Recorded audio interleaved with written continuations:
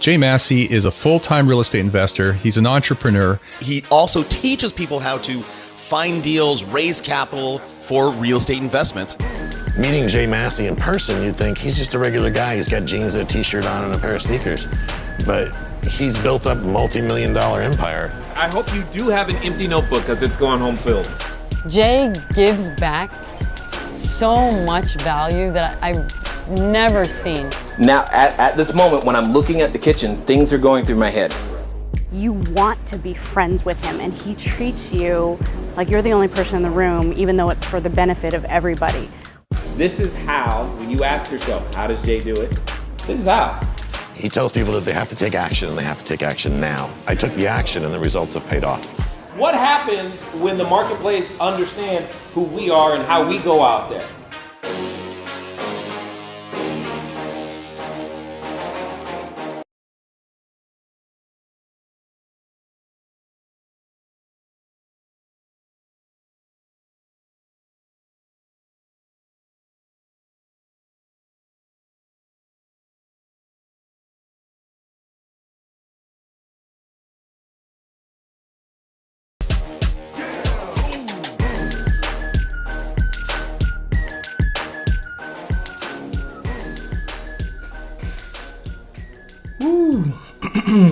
How are you guys doing? Hopefully you are doing well today, despite everything that's going on. I can hear that. Hold on, let me turn that down just a tad. Anyway, so hopefully things are going well. For those of you who I am meeting for the first time, because I'm assuming that there could be a number of you actually, welcome. My name is Jay, and I am the CEO of CashFlowDiary. What we simply do is we help individuals like you become entrepreneurs. Now, we do this with leveraging real estate, etc.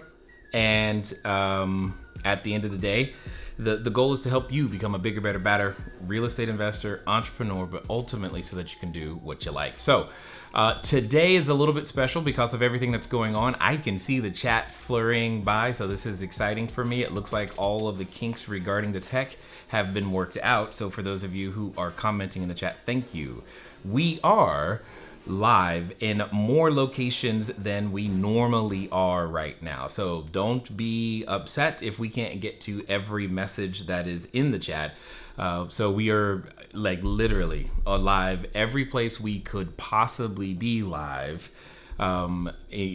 without breaking any terms of service. So for those of you who are like, how come you're not on Instagram? Well, it's because Instagram won't let us do it without breaking the terms of service. So otherwise we'd be there too.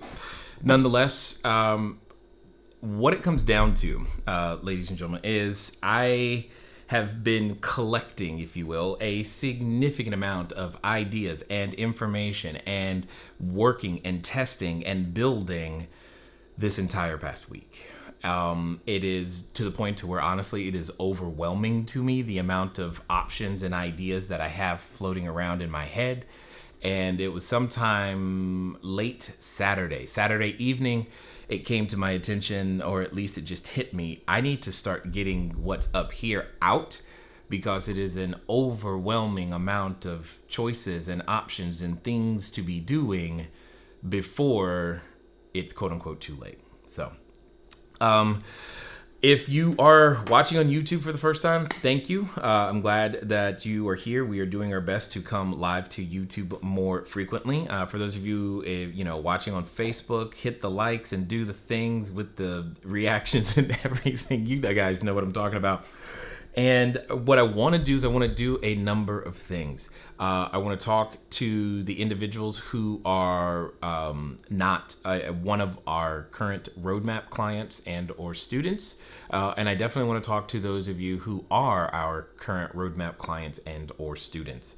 But right now I want to address everybody.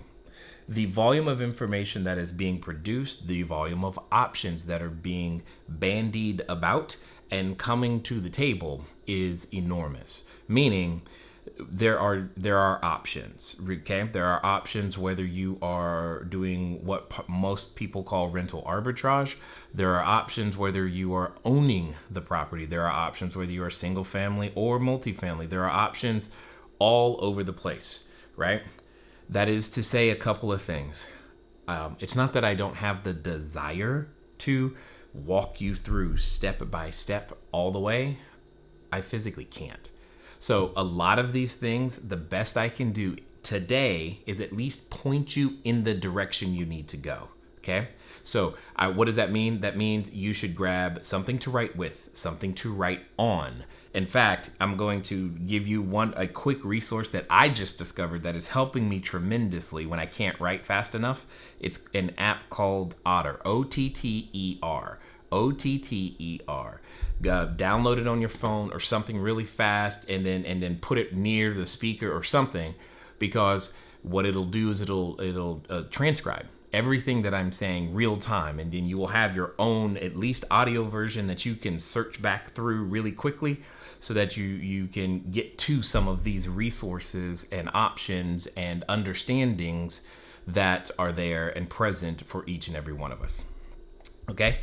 And so now for those of you inside of our higher level programs like the roadmap, etc., what we're going to be doing this coming week is implementing a lot of these things and walking you through step by step what you need to do, because that's exactly what we have time for there. That is the environment. That's where that is. That's how that'll happen. All right. So for those of you who are in that program, you know exactly who you are.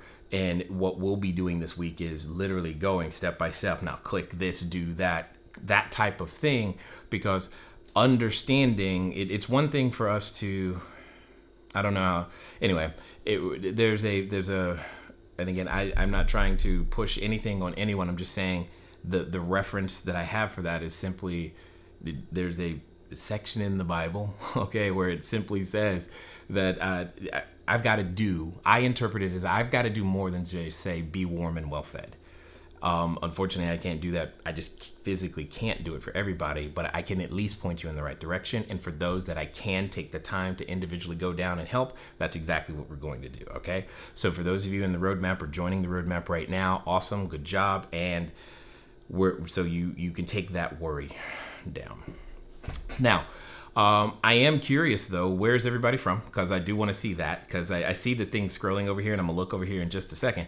But I am curious to know where everyone is from and what you guys have been up to, because that is still there. We are still a community. And guys, I want to say a couple of things about that word community, because the ability for each of us to get through this independently, collectively, what have you, is all going to be, it is predicated upon our ability to work together.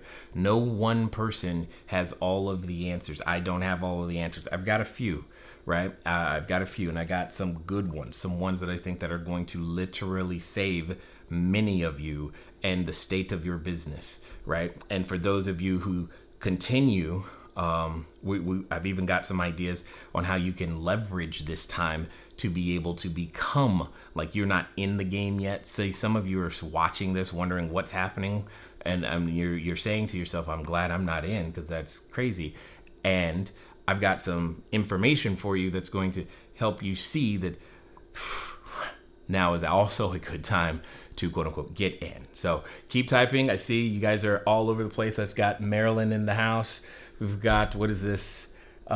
Chicago, San Diego, Grand Island, NE. What is NE?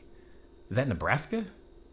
I think so. I think that's Nebraska. I legit don't know what NE is. Say, Casey, thanks for being here. I'm in the hot spot of Seattle and Tacoma. That is awesome. Northern Virginia is in the house. Charlotte, North Carolina is up here. Yes. I am dealing with the, we'll call it the toilet paper shenanigans as well. And that actually leads me to some of the first points that I want to make so that everybody's on the same page as we continue to go out there and talk today. Palm Beach, LA is in the house. Yes, LA, we got some work to do, LA, out here. So this is good. April, yes, that is Nebraska. Okay, thank you, April, because I didn't know. I was like, NE. I don't think I've ever, like, did that abbreviation. Like, I've never I don't know if I've ever sent anything to Nebraska. I mean, I'm sure I've sent an email to Nebraska, but you don't, have to do the the postal code thing for that. So anyway, Australia, what's up, Sasha? How are you? You used to live in Nebraska. That's awesome. And I'm glad. Medford, Oregon. David Manuel, guys. See, this is an entrepreneur I want you guys to know. David Manuel. In the midst of all of this, I happen to know that he is expanding his business because I know that he is doing, implementing a lot of the things that we have shared with him and continually share with him.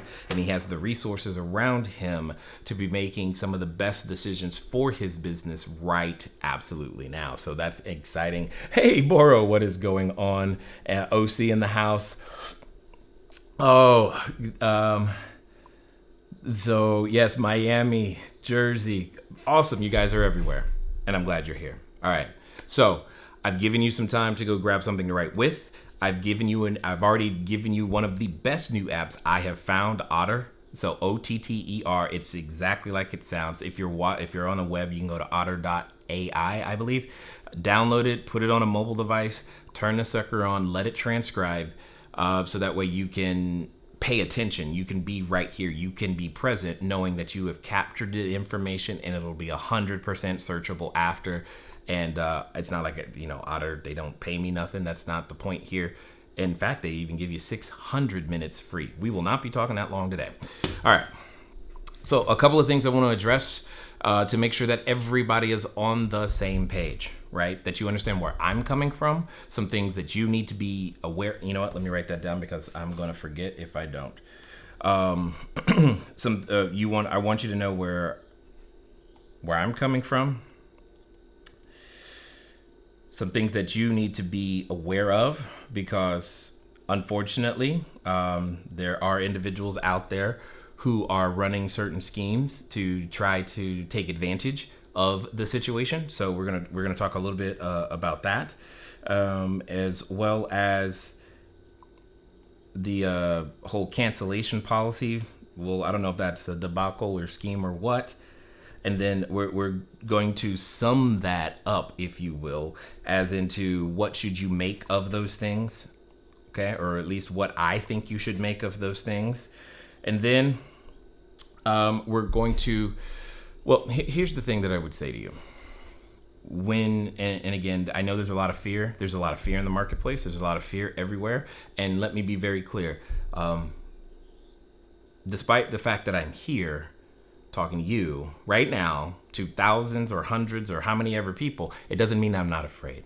It's important that you understand that anyone that you're listening to still is a human being somewhere, all right? And that we all take, especially now, everyone who's leading anyone is taking a ginormous risk by sharing their thoughts and opinions with you. Yet, I know that for myself, we do so because my concern becomes that there'll be some entrepreneurs that will make career-ending moves unintentionally or intentionally, simply because they didn't know what they didn't know. And I intend for this particular stream today to be something that you can share with other entrepreneurs, to give them. Maybe you are not the entrepreneur, maybe you know the entrepreneur. Fine. Give it to them so that they can understand what's happening with context. All right.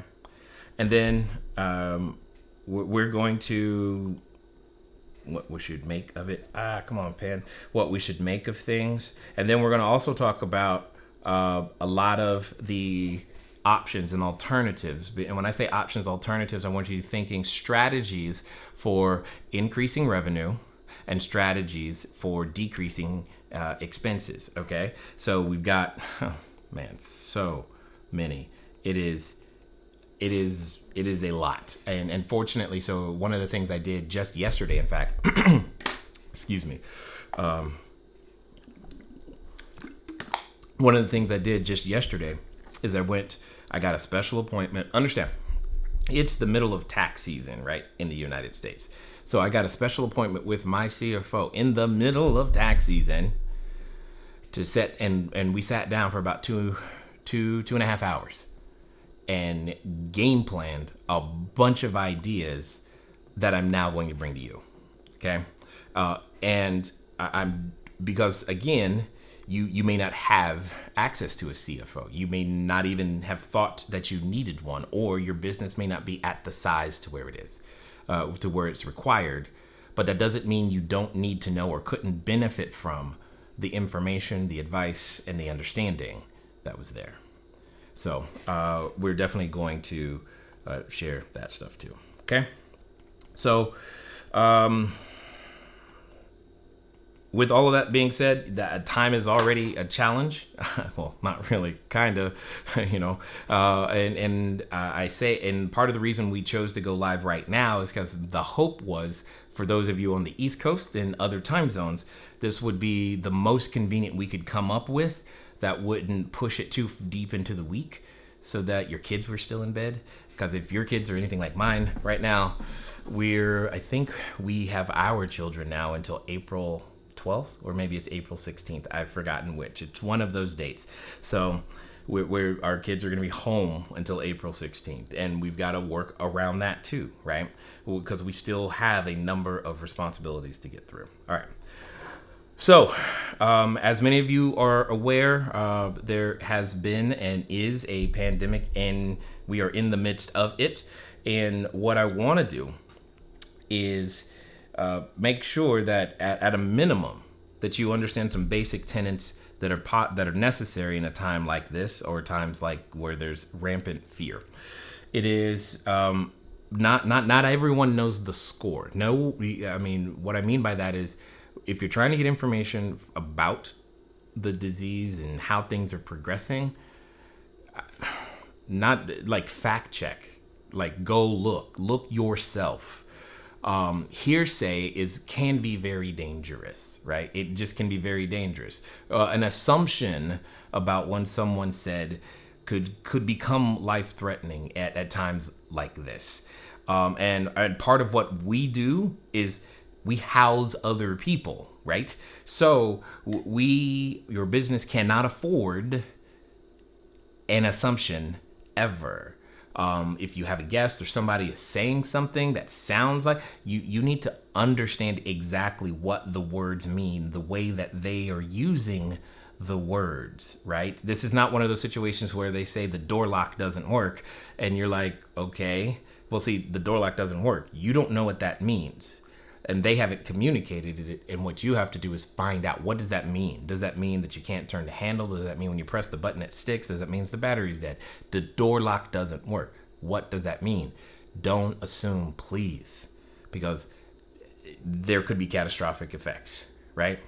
Not everyone knows the score. You don't know until you ask, right? And make sure that you are researching whatever place you get your information from. I don't care. Just make sure that it's a legit place, right? So that you are not going on hearsay, because because of what we do, guys, how we respond is so important. Not only to your life, the life of your business, but to the life of those that are staying with you. Please do not assume. Make zero assumptions. Inspect everything and start there, right? Not everyone's equally at risk, meaning there are some of you here who maybe, again, you only have 1 unit or 2 units. Some of you have hundreds. Either way, understand that there's always someone else's perspective at play when you're in these, because I've been going through many of the Facebook groups and some of the conversations like, dude, people, I get that some of you don't appreciate or like, or you look down upon those of us who would choose to, say, do rental arbitrage for whatever reason. And for those of us doing rental arbitrage, we can't necessarily look down on the people who are trying to own the property. Both strategies work, period. One is ultimately not superior than the other at all. There are times to own the property. There are times to do rental arbitrage. No, but not everyone is equally at risk, okay? So when you're in the comments, please be a little more gentle, because we're all going through stuff right now, and we're going through it together. Our ability to stay together, work together, help each other, more than condemn someone for not knowing something, is not helpful. All right, it's just not helpful. We need to be helping, and even if that means right now you gotta share toilet paper with your neighbor. Okay.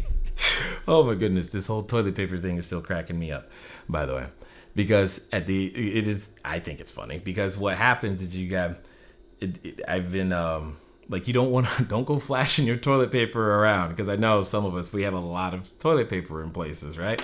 You're like, ooh, gotta hide that, put that in the gun safe now. Oh, and so understand, not everyone's equally at risk, and compassion is the name of the game, right? Compassion is the name of the game.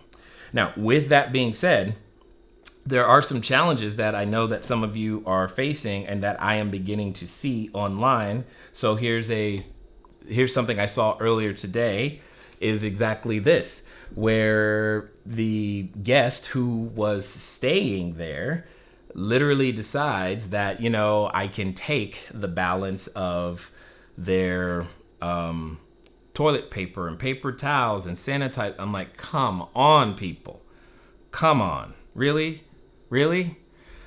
Yep, that's happening. It is out there, and it's unfortunate, but this is actually happening, and maybe it hasn't happened to you, but also know that's there. Uh-oh. Did the screen go halvesies? What happened? I didn't even realize. Hold on 1 second, guys. Sorry. There we go. I didn't realize that it did that. All right, there we go. So you've got this situation right here where you get the privilege of watching your guest literally steal the very supplies from the next guest. Yeah, we've taken to sending messages now asking them to please be kind. I'm not saying please be kind and rewind. Some of you are old enough to remember what that's reference to, but it's like, dude, just please leave it alone. And I also been noticing some of like our students and members, they're getting creative, right? Because they are figuring out what to do. They're solving the problem. Entrepreneurs are stepping up. And as you can see here, granting extension requests and looking for those longer term stays and figuring out ways to handle shortfalls is the call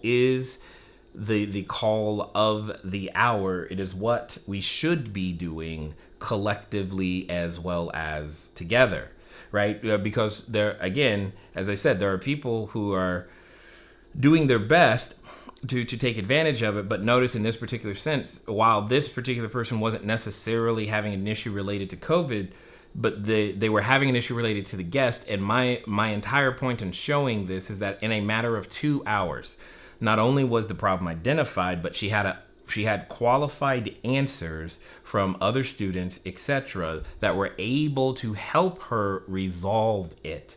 This is the type of stuff that we should be doing right now, helping each other. Those of you who have experience and you've got good answers for your geographic area, you should be sharing those, okay? And we also need to be on the lookout for this, where there are guests who are traveling around intentionally making things challenging for other guests or for other hosts, unfortunately. And we have to make sure that it's really, really clear that as a community together, we should not be tolerant of this type of abuse, for lack of a better way of putting it. I don't know what else to call it, because there are, like I said, individuals out there who are trying to run game, for lack of a better word, to figure this out. Probably the craziest thing I heard just a couple of hours ago, where someone had a person arrive as a new booking arrive. Right after they arrived, decide to say that, oh, by the way, I tested positive for coronavirus, and I know that my reservation's only for 2 days, but I'm going to stay the entire 14 so I can stay compliant with he referenced some sort of health safety thing. I hope you guys have the correct equipment to deal with things of that nature, the correct processes and SOPs written down so that gets resolved. Now, should that have happened? No. But if it does happen, you are the business owner. We are the ones that should be in the position to protect our business and the jobs and incomes of those that we do. That's one of the things that's really at risk here, guys, is understanding that we've got to protect those things. Okay? All right. Now, when it comes to protection, I want to tell you, well, actually, I'm curious. What do you think the number one thing is right now? What is the number one asset that you and I should be protecting this entire time? The number one asset. Do me a favor, type that in the chat, because I'm curious to see what your thoughts are. What is that number one asset that you need to type in the chat? By the way, for those of you watching on Facebook, I believe YouTube is also, I know YouTube is going as well, but YouTube has less of a delay, so it's more closer to real time. So if you're watching like two in this like window or something and you're wondering how come the YouTube comments seem faster, it's simply because there's less of a delay over there. Anyway, so what do you think the number one thing, what's that number one thing that you have to protect? I see our time. Okay. Our cleaning team is a very important asset. You are 100% correct. Safety. That's good. I like that one, Dave. Each other. She says myself. Cleaners, cleaning. I'm concerned about covering the mortgage. Yes, Heidi. We're going to talk about that in a second. Health. I see it. Family and health. Right now, toilet paper. Oh my God. This toilet paper stuff is crazy. Dean, good. I like it. Brand integrity. Oh, he's getting there. Covering the bills for the next 3 to 6 months. Jeff hits it right there on the nail on the head right there. The number one thing that you guys, that we all need to protect right now is your mindset. Period. You must protect it. Understand, people, depending on how many units you have, right? Everyone who's staying with you, everyone who cleans your units, everyone who services your units, every vendor you purchase anything, service, product, or good from, is depending on you to make good decisions right now. Yes, this has happened. Yes, this can feel like an attack. But let me be very, very clear. No one owes us anything at all, period.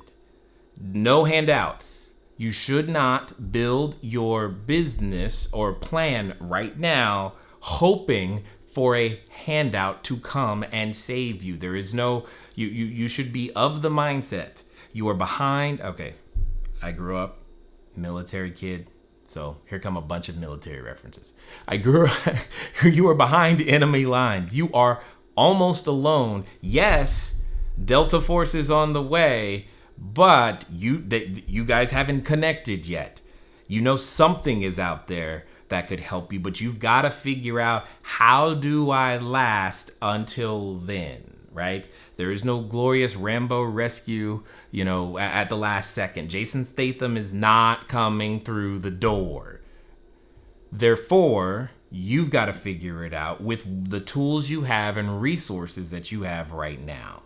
That is what we have to do. And the only way to protect that ability is to protect your mindset. What does that mean? I know this is going to sound very basic and crazy, but it's really important. What that means is, if you're not clocking how many hours you're sleeping right now, start and make sure that you're pushing the maximum number of hours you can sleep. If you are not consuming and tracking how much water you are consuming, you need to start so that you can at least begin to have your body to function properly. I promise you, if your mindset drifts, falls down the toilet, the rest will follow, and it will be fast, okay? This same rain, quote unquote, has fallen on all of us. And some will thrive, some will survive, and some will take a really deep dive, okay? right? And it's going to come down to how you mentally respond to a number of things that continue to come our way. Nobody knows what tomorrow may bring. Nobody at all. No one knows when it's over. We don't know what it may bring. The only thing we do know is what we're looking at when we look at our calendar, and it looks a very blank or blanker than we'd like it to look. And we'd like that to go away, right? I understand. But you've got to protect your mindset. How does that look? That means hating on Airbnb for whatever they may be doing or not doing doesn't help you at all. Blaming the guests for being human and afraid, that's why they're stealing toilet paper, by the way, because they're human and afraid. Now, should they do it? No, right? But okay, blaming them for that isn't going to help you right now at all. It's not going to protect the jobs. It's not going to protect the opportunity. It's not going to have you step up and become the leader you need to be for your people. Your people are the people that help the business to run and deliver the service. Your people are your family. Your people are the reason you got into this darn thing in the first place. It's not going to help you, right? Energy down those rabbit holes isn't going to save your business, right? You need to be figuring out what the strategies are, and the only way I know to do that is to have a clear mind.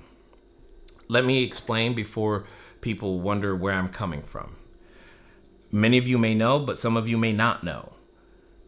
June 18th, 2008 was the day I closed my first real estate transaction as an investor. Now, I said 2008. Yes, that 2008. June 18th to be exact. And that's important to understand, because if you think about when things were really falling apart, it was right then. Right then. But at that same time, we were squatting in bank-owned property. I just recovered from a punctured lung. I have asthma. My wife was unable, when she's pregnant, she's unable to eat and drink simultaneously. And we were squatting in bank-owned property. We were making decisions like electricity or food, because that was the state of my union at that time. And we had started building, hear me, our own economy through the real estate, a practice known as wholesaling. You must hear me clearly. For all intents and purposes, my business, business-wise, was born in the middle of chaos. This chaos is kind of comfortable to me. It's familiar. When everything is going good, I don't really know how to act. It's like, it's weird. It's all going good. Give me something that's broken. So here's a mindset that could help you to adopt. Many of you have been asking for a way in, or a way to scale, or a way to grow. Guess what's going to be on sale? A number of things. Not toilet paper or hand sanitizer, but guess what's going to be on sale? Labor is going to be on sale. Labor doesn't go on sale that often, especially in the United States. Here's what I mean by that. There are some people right now who are afraid of being furloughed, laid off, etc., because that's a real possibility when you have this situation. And I like to look at that as people are going to be given a choice to finally wake up and decide what it is that they want to do, because so many of us got our first, second, third, fourth, fifth job by default without actually thinking about it. And you and I are going to have a chance, dare I say, to help them. The place where many humans and Americans across the board have placed their security has been shaken inside the stock market and inside their job. That has been shaken. You and I can help them, because many of you want to expand, and they are looking for an investment that is not a paper asset governed by the SEC in some way, shape, or form. Understand, you have options that other people do not normally have, and that's what's important. Okay, that's what's important here. What's important is that you can provide a new way to earn income for people that they may have never considered but have always wanted, and now take license from your courage, your example, to go out there and try. You have that ability to help them, because the system that they believed in just took a major shot, like almost double tap to the head style, right there. And you and I have an opportunity to help them. We also have an opportunity to help those of you or those that are out there that I tend to call hobbyists. These are the people that have started practicing short-term rentals, maybe with rental arbitrage or what have you, but they don't know why or how it was working before, and now they really don't know what to do that it's broken. Meaning, if you don't know 3 different customer types of who it is that you serve. See, this is one of the things that you should be doing if you're not. Now, when the market breaks, it requires those who are professionals to repair it. You can't get lucky in that market. You have to get good. See, if you go back just a few streams, I was saying things like, you don't have to be good. You just have to be present. When things break, now you have to be good in order to be present. Period. And some of you have been studying and you've been training and you've been like ready for this moment, and that's good. Others of you not yet, and that's part of the uncertainty, is where is my customer going to come from? And it stems from the fact that you don't know who your customer was in the first place, and therefore your business was random. It happened. It wasn't something you were ever really in control of. Therefore, you don't know where the next place to go look is. We have a worksheet that I call "Who do you want to?" It's horribly named. It's just like, who do you want to serve? We should probably call it something other than that. But it's like 45 different questions that help a person to understand who it is that they want to serve, so that when stuff like this happens, you have alternative sources. Because I have always said, and I say one more time, you do not have an Airbnb business. You have a short-term rental business, and failure to understand that will cost you. And it's costing many now. We all should have multiple ways of collecting leads. Let me remind you guys of the formula. Let me see if I can pull up a screen and write it down real fast. Yep, here we go. So here's the formula again. Remember, it's L times C times M times F equals GP. That's the formula. Leads times customers times margin times frequency equals gross profit. Your way out of this situation is understanding that formula. That is one tool, one of many, one very powerful one that you must understand. So when we're talking about leads, your leads, inquiries, the people that you have exposed the opportunity to stay with you at, should have been, and probably today you realize now, but should have been more diversified. All of us. Eventually resulting in direct bookings. Okay? In a moment, what I'm going to do, so for those of you who are current, hear me clearly, current roadmap and or CashFlowDiary students, don't freak out, because you'll be able to get this later. For those of you who are not yet, in a moment, I'm going to put on the screen, because I saved it, some verbiage that we have been using to help with margin and frequency. So these are messages that we have been sending out proactively to those who are currently here and to individuals who have stayed with us as long as a year ago, okay, in order to generate, right, greater margin from those who are here or greater frequency from the past guests. Okay, so in a moment, what I'm going to do is I'm going to put that on the screen. And for those of you, again, who are not current CashFlowDiary students or in the roadmap, what you're going to want to do is you're just want to take a screenshot, okay, so that you can have it. The rest of you, we're going to break that thing down and talk about it in 12 ways from Sunday, right? So don't stress over that. But what I want to say to you guys is that you have to have these things so that you're in a position to respond.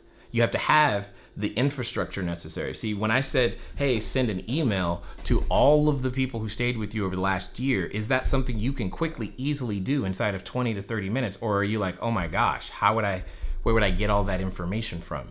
See, was your system prepared for such a thing like this so that you could quickly, easily create a second lead source, if you will?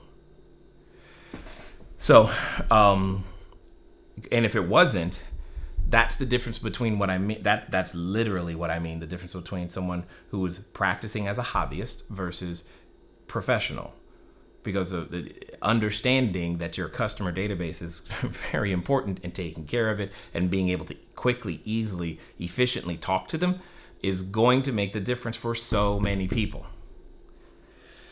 So hopefully that's you. I got a lot of notes here and time is flying by. All right. So 1, 2, 3, got it. Okay, got it. So like I said, when it comes to protecting your mindset, we've got to understand all of those things that those who are good, and that is that's what I learned getting into business, was that I had to be good from the beginning. I had to have multiple ways of skinning the cat. Understand, all of the real estate transactions that I've done, I've never used a bank. Still don't know how to go to the bank and get a loan. It's not something I know how to do, but you don't need that. The cavalry isn't coming, all right? Don't sit around waiting. You need to be in action. You need to be in pro-action, to be specific. And that's why I'm trying to give you some ideas of what you could be doing, right? So I'm going to keep talking, but I'm going to flash the words on the screen that I was referring to. Oh, that's too big. How can I make it a little? Okay, so I'm going to do it in two sections, so that you're just going to take 2 screenshots, because it's a long message, but you can chop it up and use it however you'd like. My point to you is, I want you to be ready. So if you're ready to take a screenshot, do me a favor, type in the chat, I'm ready. That way I can see it scrolling, and I know that people are like actually ready to get it, because I don't want you to miss it and be like, I missed it. No, I'm trying to give you enough time, because we got more stuff to go to. We got more options, more things that we could be doing. But understand that this message is but one of many, right? Because what we're doing is we're making sure that we are influencing all of the letters. Okay, perfect. All right, I see that people saying I'm ready, so there you go. Awesome. So that'll be screenshot 1. I'm gonna let that sit there for a few more seconds, guys. I'm gonna let that sit there for a few more seconds, and then what's gonna happen, what I want you guys to do is to start typing the number 2. Start typing the number 2. That way I know I can scroll up and go to the second screenshot, because that's not the entirety of the message. I want you to have this message, okay?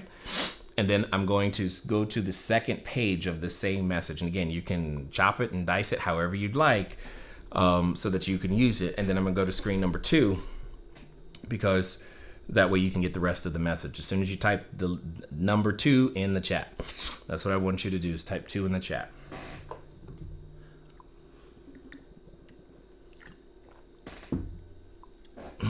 All right, cool. I see a bunch of 2s coming. I'm looking for some 2s from YouTube. I see a whole bunch of 2s from Facebook. Looking for some 2s from YouTube, so that I know that YouTube is also ready. And then we will get, there we go, some 2s from YouTube. All right, cool. So, and then there you go. So right there, that's the rest of the message. So go ahead and start taking that. And I want you to pay attention to that last paragraph with 2 asterisks next to it.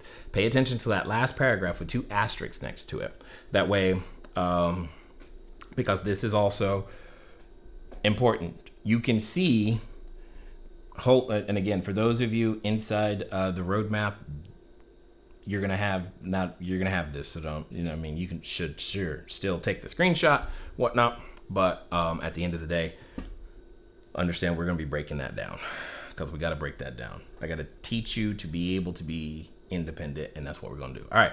So if you've got that screenshot, then that's perfect. All right. Excellent. So, excuse me. Some more things that I've got to get out of my head is your, so there are some of the, that was just the letter L. Well, that was kind of leads and margin is what we were talking about, kind of with frequency is what was there. I could do the same thing to drive referral business. So hear what I'm saying there. So now what I can send another message 2, 3, 4, 5, 6, 7 days from now to the same people. And instead of asking them to book themselves, I can now ask them or give them a reason to send me the name, phone number, and email of someone who they know is coming to the area, right? Because then I am now getting referrals. Okay, it for brand new stays, getting referrals, give them an incentive, give them a reason, give them a 10% off in some way, shape, or form. Well, actually, to be clear, after doing the math with my CFO, I don't like the percentage offs. I've never really liked the percentage offs, but I do like flat fee, so a flat dollar amount off. So like $100 off, this, that, and the other, etc. So that's easier to manage. So give them like a coupon or something worth X number of dollars, right?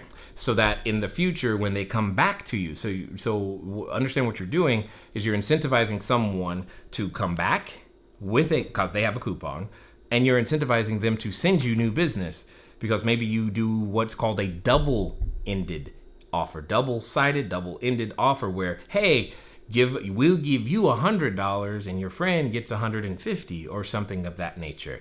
You've seen these types of offers before. The real question is do you have the tech stack right now? Have you been operating as a professional to where you can do that or not?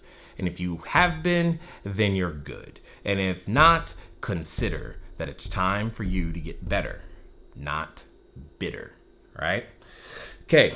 Now, with that, I'm going to take this same idea and go one more step further because this was something that came up yesterday, or was it yesterday? I think it was yesterday from one of the other students of ours up in Canada, in fact. And then I went and tracked this down some more because I wanted to understand what the financial and possible legal implications might be should we decide to execute something like this. So here's what I have discovered, and this could help many of you. See, here's what I know about the business is that many of us have said to ourselves, man, if I just can get to high season, we will be okay, right? You've said that, right? In some way, shape, or form. I know that because I said it too. And I'm just like, this is crazy. How do I just make sure I get to that date? Because if I can get to that date, we're going to be great. I got to figure it out from then to there, but I got to get to that date. So what does that mean in this particular case? One of the things that I went and tracked down and have been discussing with my advisors, etc., is the concept of gift cards. Now, again, that idea was planted by one of our students up in Canada. Here's my point. No one person has all the great ideas. Together, though, guys, we can make this thing work. Now, there's a couple of caveats that we uncovered. Give me a second. I'm looking at my notes here. So, when you are doing the gift card, from what I am told, specifically in the United States, I wasn't able to research the entire world. Sorry. I know you guys, there are many from, because we have students in 16 different countries. There's only so much I can do, but hopefully you can take this idea and now run with it.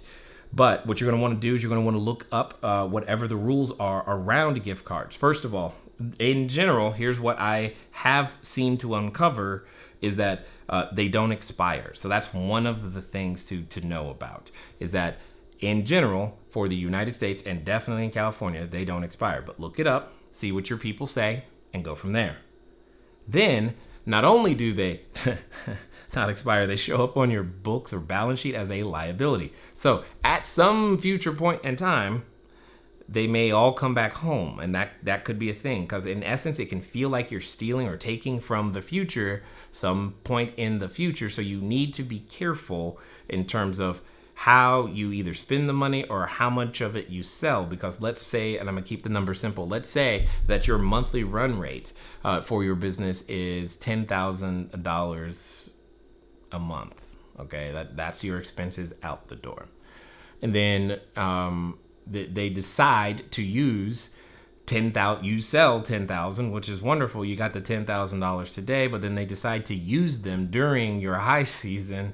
There's no new money coming in right then, right? So you've got to be careful about figuring out when they're allowed to use them. Do they have a blackout date? How is that going to work for your business? And again, if you've done good bookkeeping, you already know some of these answers. If you don't have that, then you probably don't.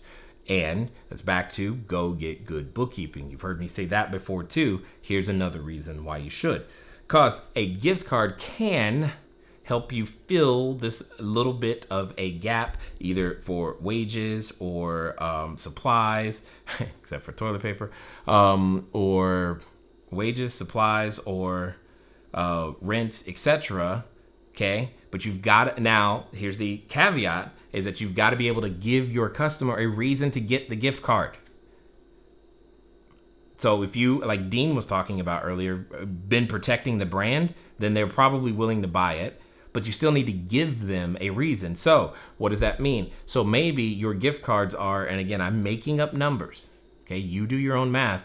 Maybe they give you $1,000 today in exchange for what is technically $1,100 of use, if that makes sense. Okay, and because there are going to be shoppers who will be interested in such deals and discounts, because they also know they're coming, right? They know they're coming. They know. Okay, so these are the individuals who are the coupon clippers, all of the world, if you will. And I am saying you may need to do this. Okay, you need to have this in your tool belt in case, just in case, because you do not know, right? But that is one way, because again, notice we're not waiting on the cavalry. Everything that I'm talking about is something you can do proactively. That doesn't mean if the cavalry comes, wave them off. Okay, if the cavalry comes, get on that horse and run.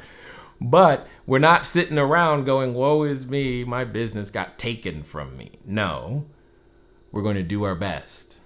Okay, that's what we're going to do, and we're going to do it collectively. Okay.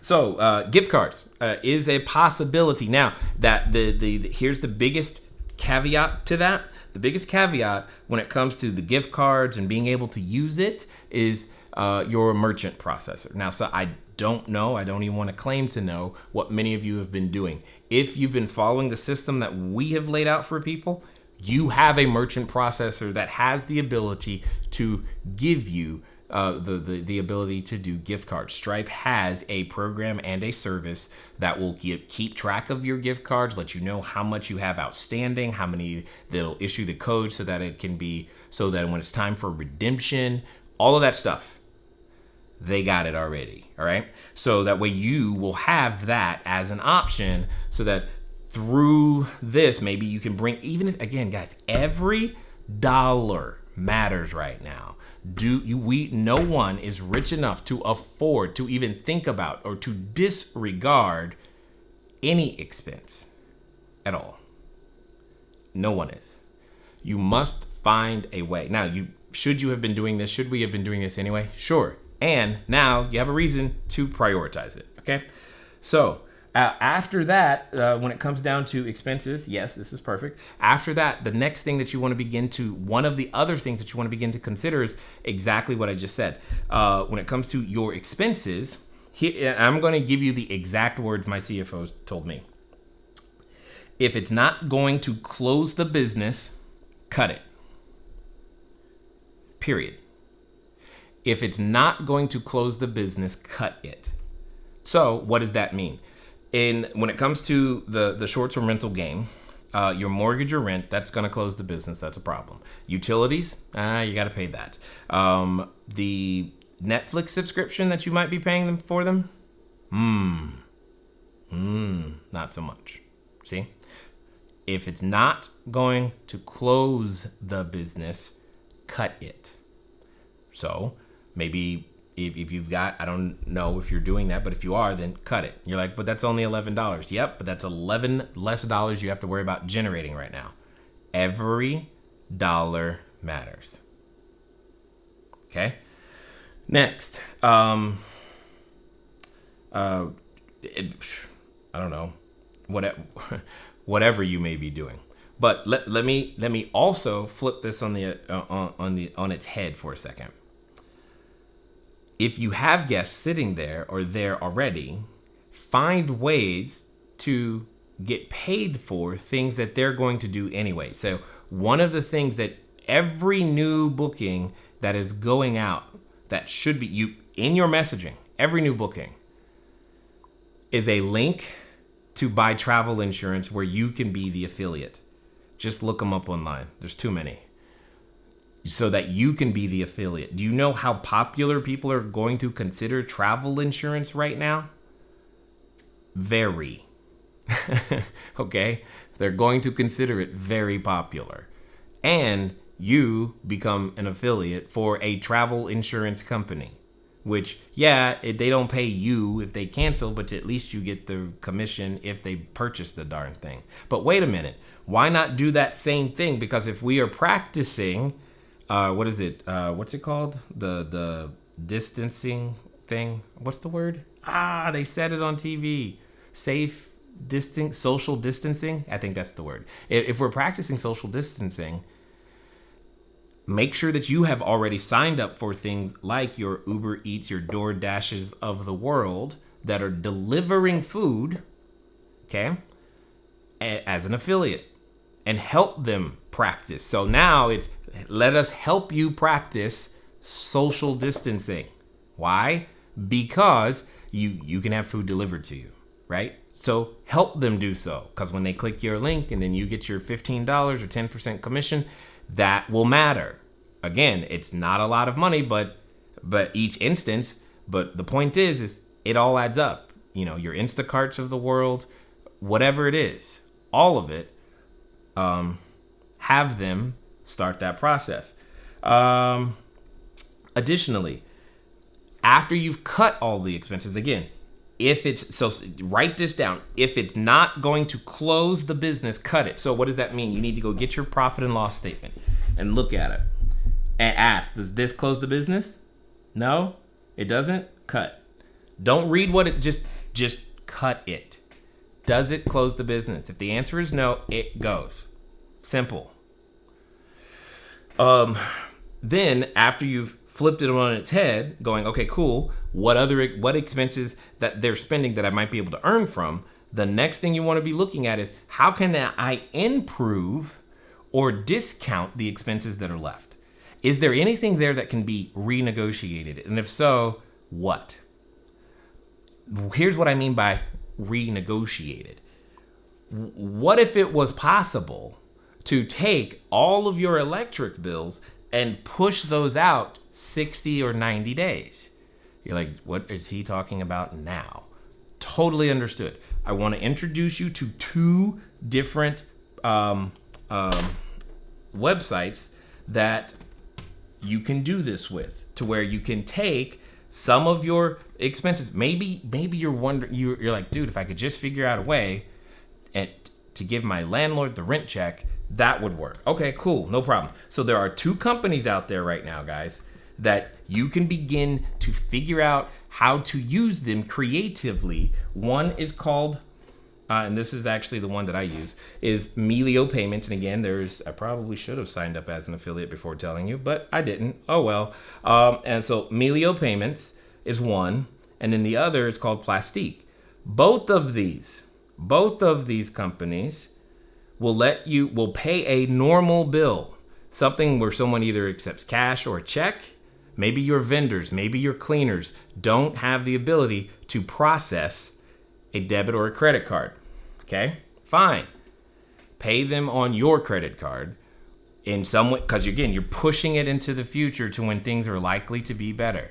If things are likely to be better in the future, if that's what you believe, that could be a strategy that you could use strategically, Melio Payments and or Plastique, in order to push that into the future to when it'll be easier for you to deal with it. Okay? Because the beauty, quote unquote, of credit cards is that you don't have to pay 100% of that bill when it's due.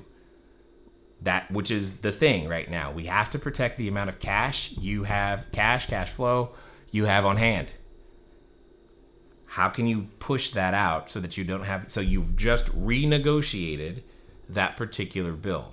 And when you're dealing with your vendor, you did so in such a way that it didn't affect their income, right? And if you don't have appropriate credits and lines, etc., then now what you should be doing is writing that down so that for the next emergency situation, whatever that might be, you can begin to put yourself in position for that in the future. Okay? All right. More notes. Time is going. I hope this is helpful. I mean, it's not like you're not here in the room, and I normally like to do a lot more back and forth and interactive stuff, but I have no idea. I'm hoping this is helping you guys in some way, shape, or form. And we haven't even gotten to the good stuff yet. Okay. So let me see. We talked about that. I've got so many notes here, guys. It's ridiculous. Okay. 1, 2, roadmap. Got it. Got it. So, one of there's a number of little of classes or types of people that are actually, we'll call them disaster/emergency resistant. So if you haven't yet and are now considering, you may want to consider to begin to transition many of your units from to extended stay. But specifically, yes, obviously everyone has figured out the whole nurses, but have you looked at the military? Because that is also important. And there were 2 more classes that I wanted to mention to you, and I'm pulling up my notes so that I can remember the other classes of individuals. So we've got the medical, the military, the insurance, and then temporary housing. Here's what I mean. There are some individuals, depending on where you are geographically, where they are being stranded and stuck here. They can't go home, and they need a place to stay, and maybe they're in a hotel right now, okay? I want you to start doing searches for words like roommates, because that's kind of what they're like. I've got to find a room. I got to figure this out, right?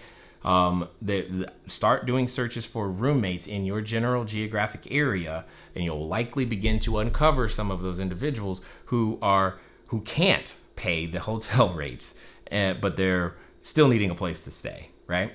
Additionally, one of the things that we're doing is we're reassessing many of our locations and making sure that they become pet friendly, because the volume of displaced people, because they have an animal right now, is also going to be higher than normal. And when I say displaced, one of the other things I want you to think about is maybe there's someone who is taking care of someone who isn't feeling well, but they also have a pet, or that person who isn't feeling well is actually in the hospital and they have traveled to go and be closer to them, and they're doing their best to not be in a hotel situation, because in a hotel, nor do they want to be in the hospital, because we're supposed to be practicing social distancing.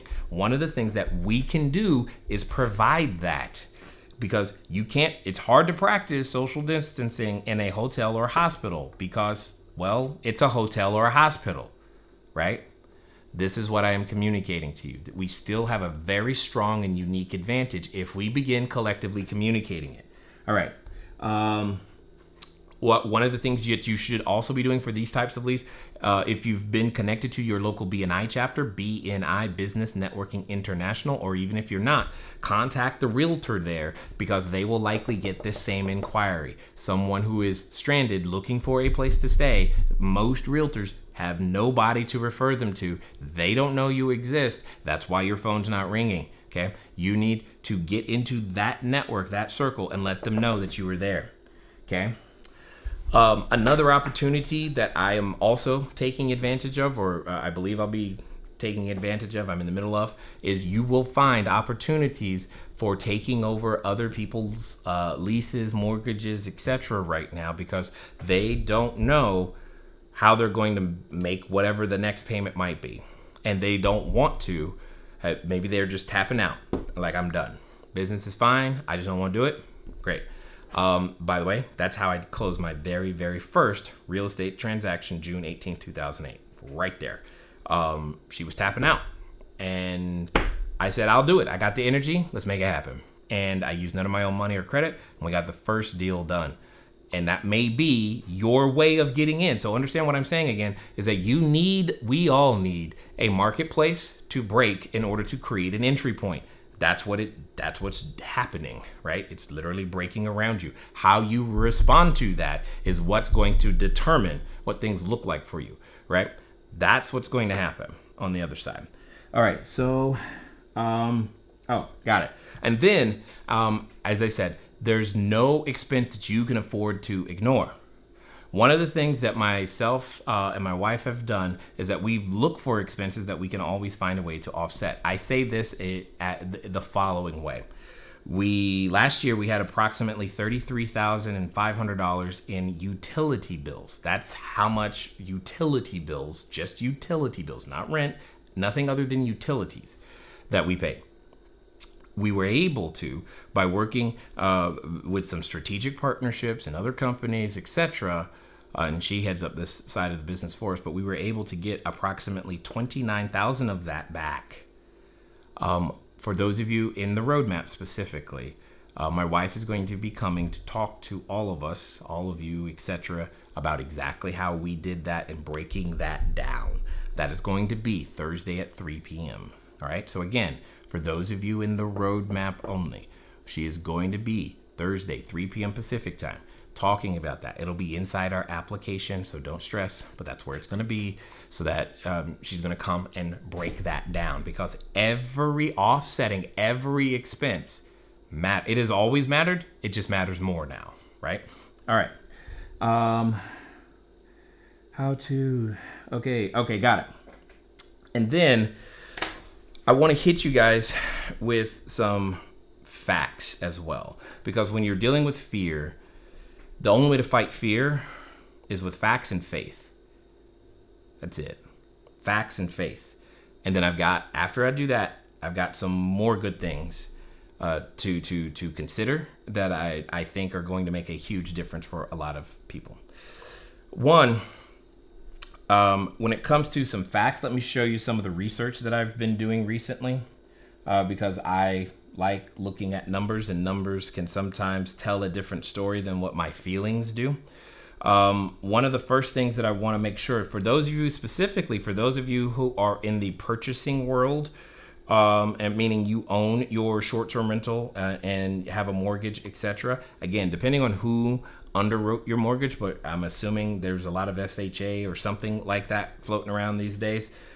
They have issued the FHA I don't know if they call it an advisory or an update, but they have a program that they have started, or at least announced back on March 9th, related to helping to with the cost of making that mortgage payment. So you're going to want to go obviously to HUD.gov and look up more details on that, but that is definitely there. And it is also, there's also a program for apartment owners as well, and it's all COVID-19 related. So there are special COVID-19 programs, whether you own the single family or whether you own the apartment building. Either way it goes, go look that up specifically, because it's still, there's, the government's a really long, lot of paper. I'm just like, oh, okay, cool. There's something that's there. That was the best that I could do while putting all of this together, because it was the Office of Multifamily Housing as well as the single family housing. And I think Dr. Ben Carson got back on board with them as well. So those things are there. Okay. Those things are there. I'm also saying this because for those of us, all of us housing individuals, if you happen to have a guest who says something like, hey, I've got I tested positive or something of that nature, your biggest defense is to make sure that you ask for written, they will have received written verification of such, which is the reason I know. It's because many of you may remember the whole swine flu thing. Well, your boy was one of the ones who got it. Okay.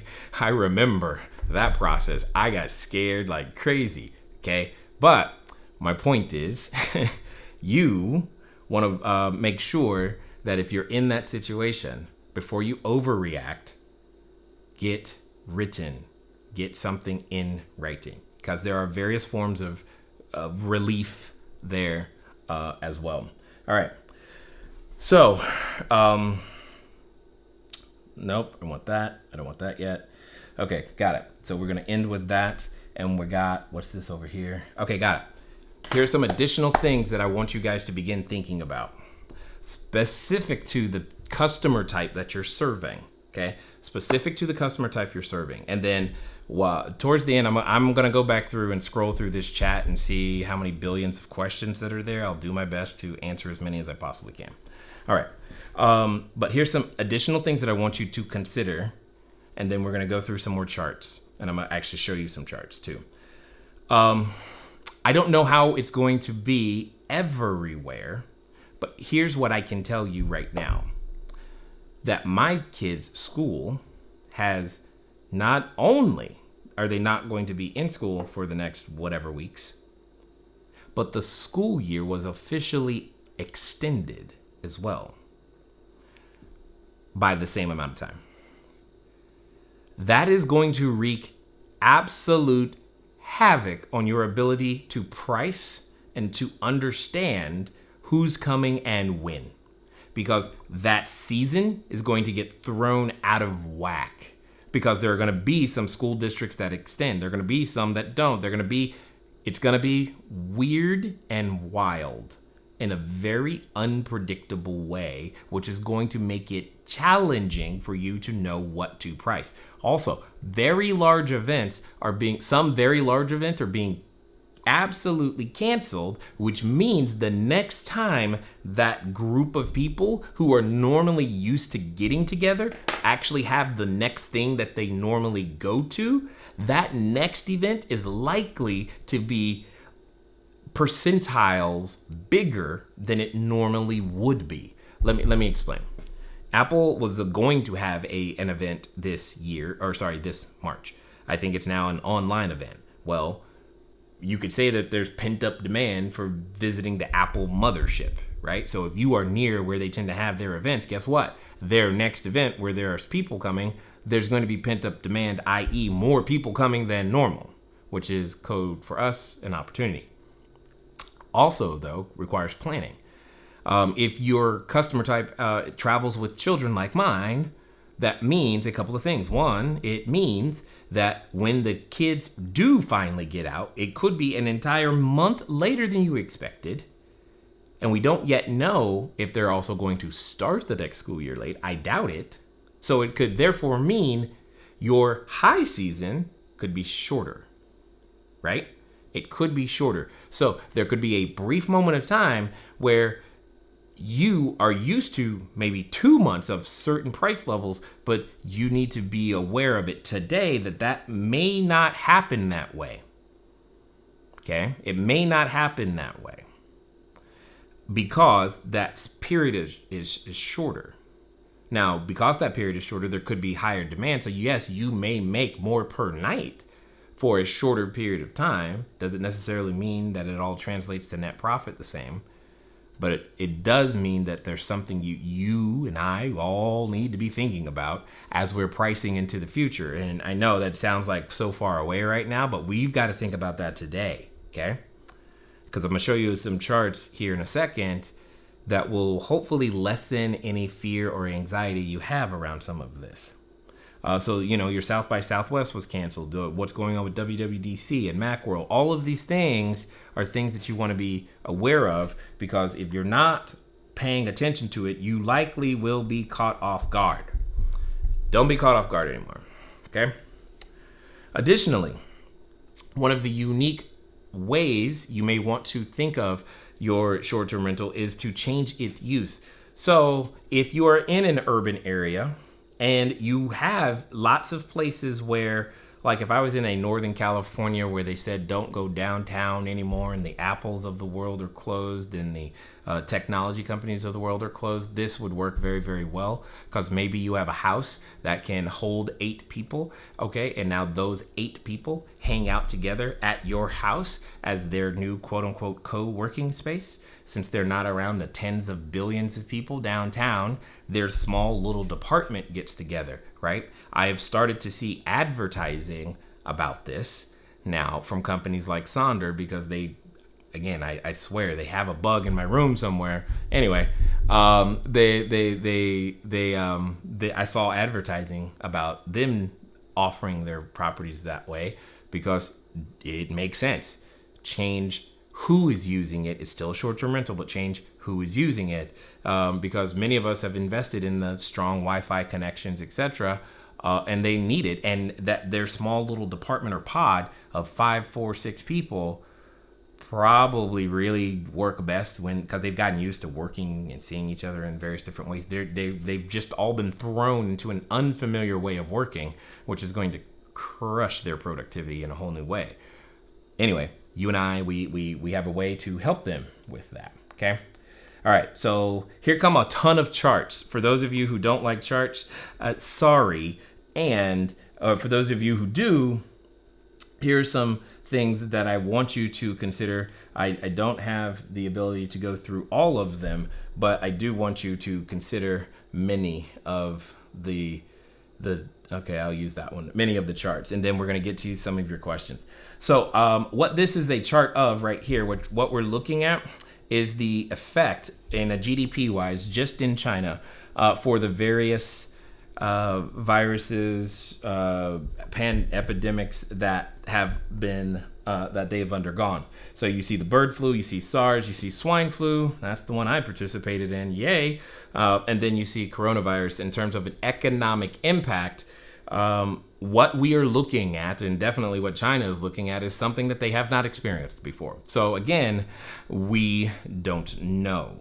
The reason I keep saying we don't know is because when we don't know, one of the most important things that is going to be necessary is for you to stay in the know as new information comes out.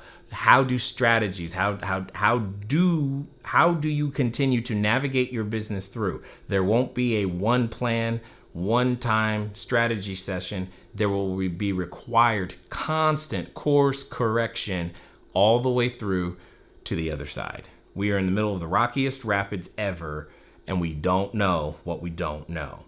That's why I wanted to show you this chart, okay? So what I also want to do is I want to take you on a quick little tour, because I wanted to use this chart over here and to give you a basis to look at and think about the based upon these dates, of 2009, mostly 2010, but the SARS situation in 2002-03, and I want to give you some economic comparisons to be able to look at it. This is occupancy rate of the United States hotel industry. I know I limited to the U.S. For those of you outside, there's a corollary to the other places as well.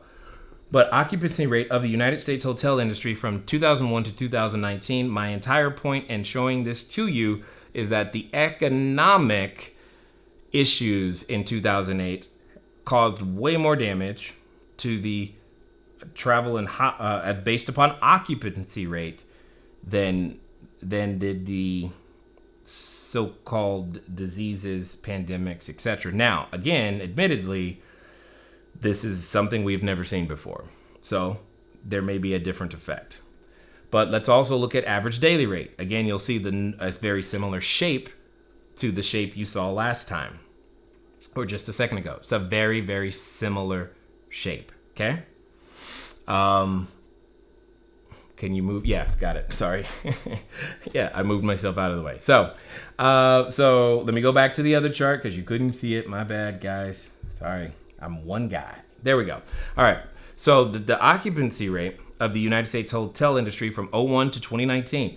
Again, you can see where the big impact was, and it was mostly more about the economic situation than anything that caused an issue for the hospitality/hotel industry in the United States. Same thing here. You'll see a similar shape in terms of their average daily rates. But neither of those numbers really matter. The number that really matters is RevPAR, revenue per available room. But yet, again, look right here. You'll notice, again, the shape is similar, with the most drastic impact happening after the 2008 stuff. Okay? And the reason I'm saying this is to give you perspective. I'm not expecting it to continue. I'm not expecting it to go up, but I can't say that I'm expecting it to fall through the floor either. Okay? What it does mean, though, it means that you and I must become better at revenue management. That's the skill set. So I also took the time to look up the airplane industry, and they took a way worse hit. But overall, what they did is they compensated for that, because, see, there's a point at which the price of the thing becomes so attractive, somebody would risk whatever the perceived danger is. I don't know if you guys have been paying attention to flights recently, but I've seen some flights that are, because normally like a flight from here in Orange County to North Carolina, where my mom is, it could be, you know, a few $400, $500, $600, something like that per person. Let's just say it ain't that right now. And I've been kind of tempted to like, hey, maybe I should buy a flight in the, you know, future date type of thing, because that price is like, whoa, that could work out. There are going to be streams of those people. Those are the same people, by the way, you're going to sell your gift cards to. Anyway, the more of the data that I want to give you for perspective. Okay, this is for perspective. In 2018, when we talk about the select leading online travel agencies, if I could have found a more recent one, I would have. Okay, this one was published in March 2019. Anyway, the select leading online travel agencies in terms of revenue distribution. I want you to look at this entire list and look at who is not there.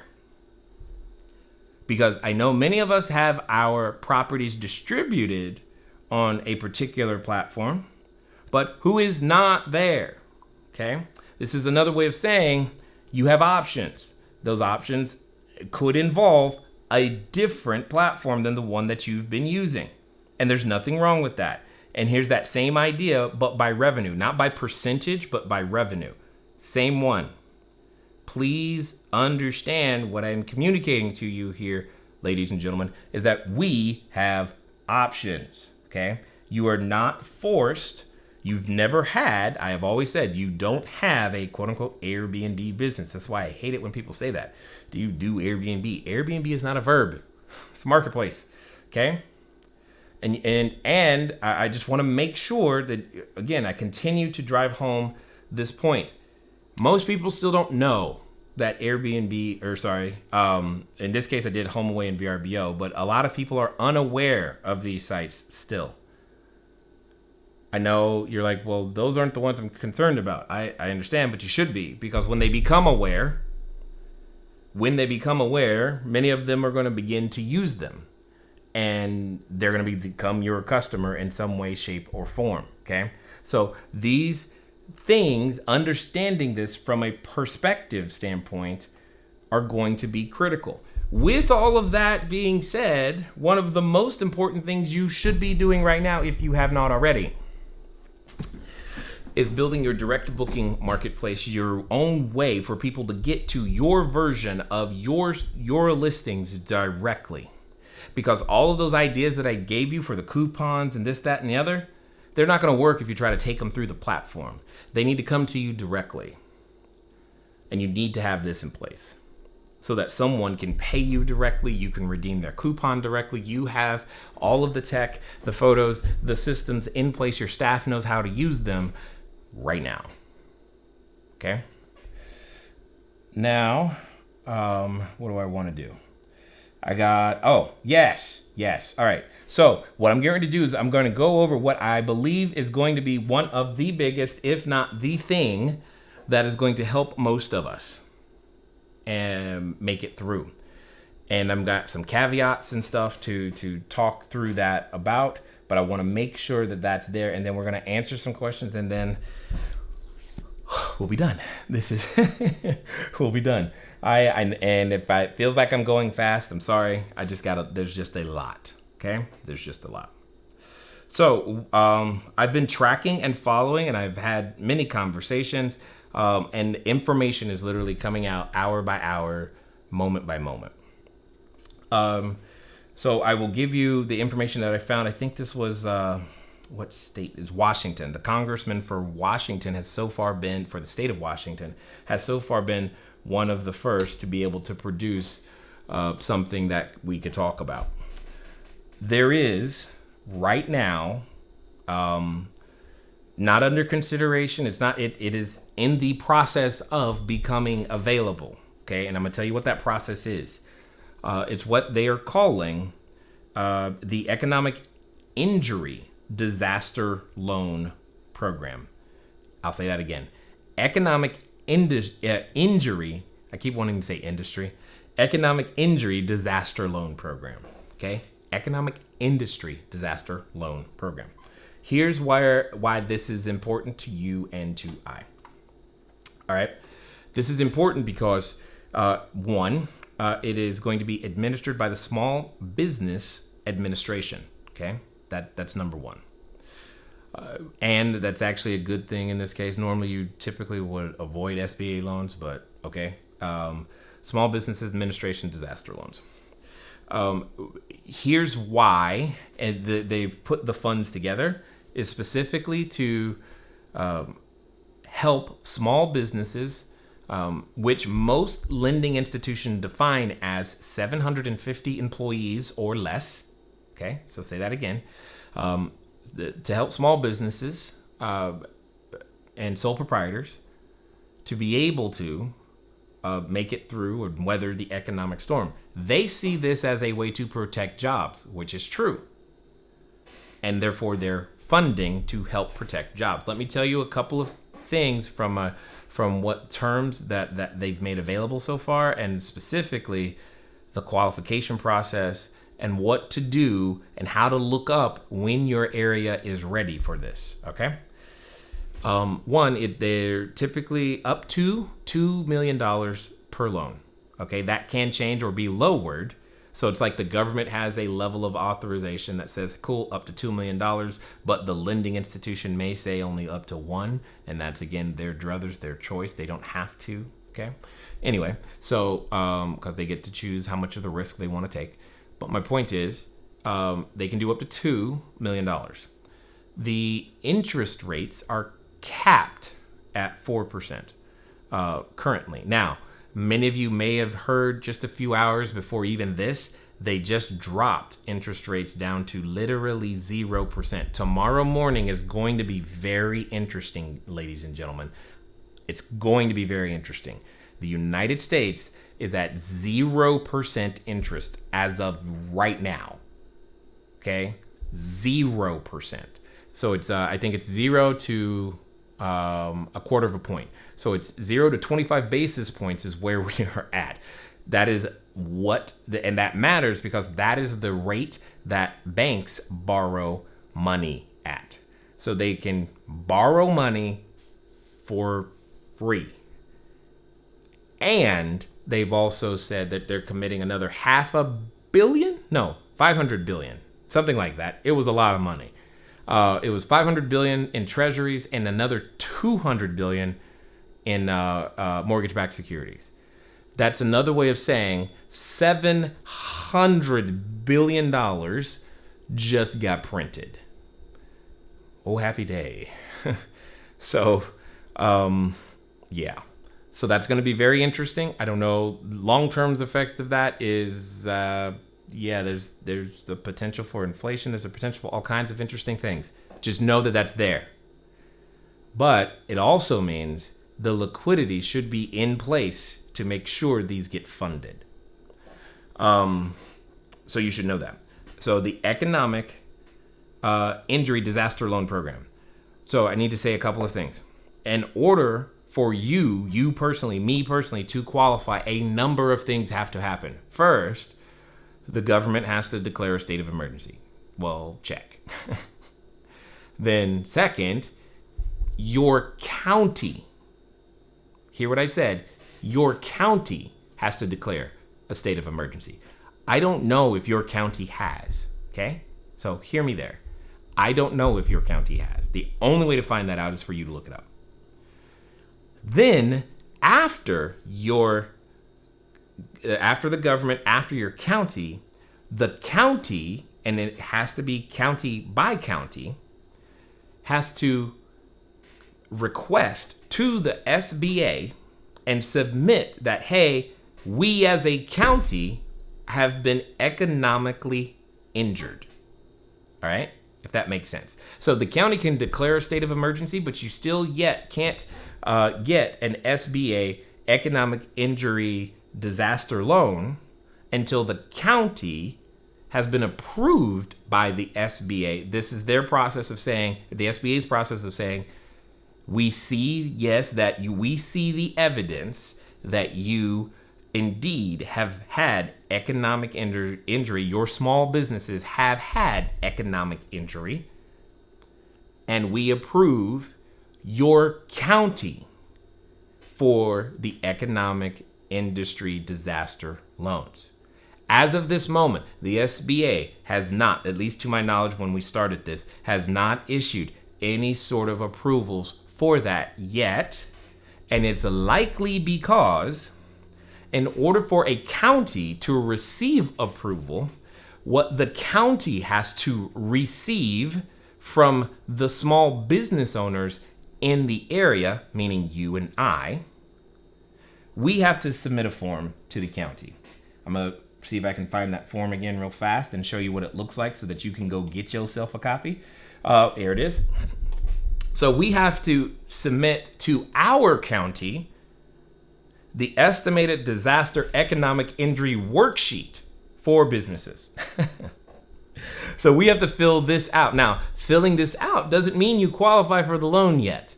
This is to help the county qualify to even be considered to receive disaster loans. Okay? So until enough of us send this in, your county may not yet be on the list for qualified counties that could receive economic injury disaster loans. But the loans are coming because they started it last Wednesday and the process is going really fast. Okay? The process is going really fast. So I do expect sometime this week, many counties will begin to tell you and I and all of the business owners how to send this worksheet in. Okay? And this is the first of many documents you will need to provide in order to qualify for the loan. But we all have to wait until the SBA says this county, your county, is approved for the SBA, economic injury disaster loans.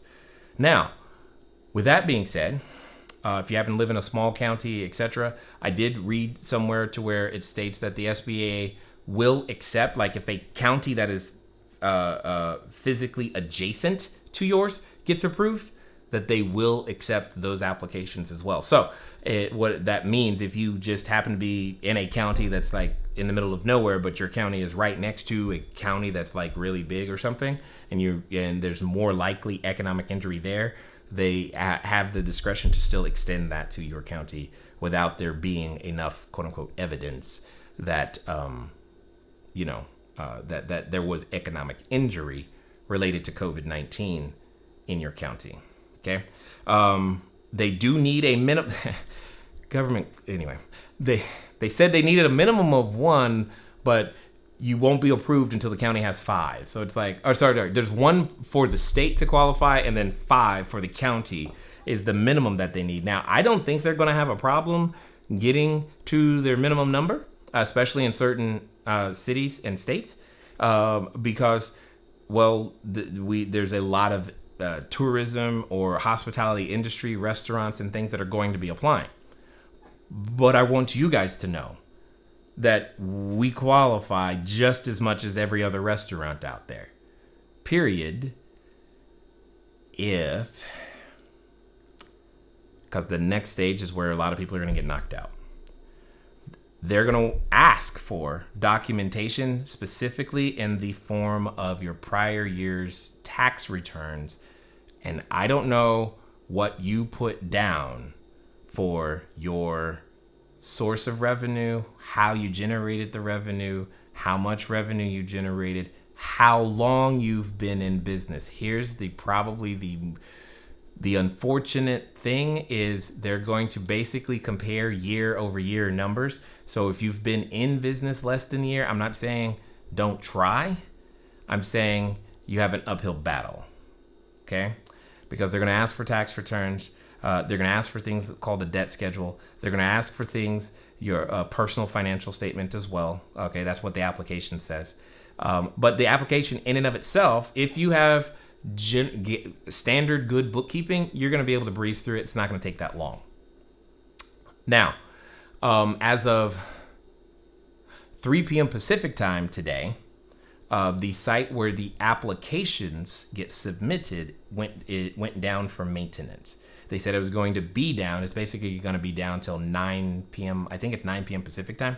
So around midnight Eastern, that site will come back online. All right, so that you guys know.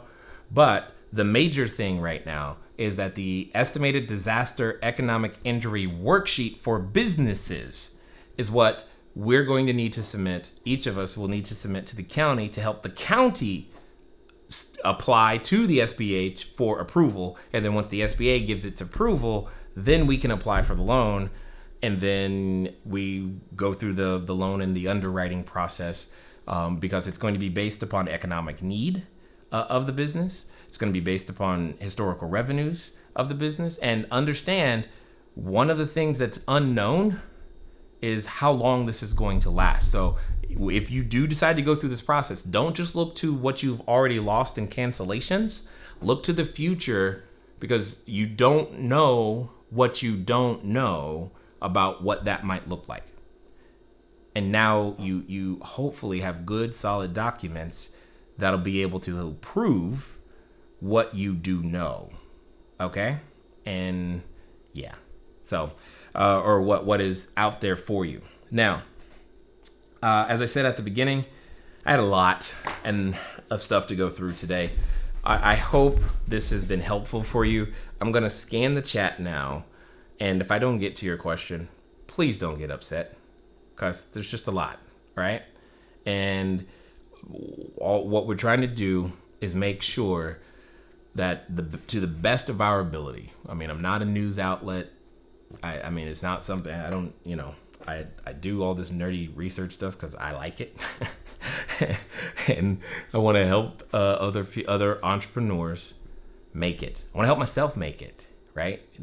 Any of us making it isn't guaranteed, right? And you know what? Some of us, you may need to shed a few units in order to get there. Others of you, you're going to be able to grow maybe even for the first time, because the opportunity it broke, right?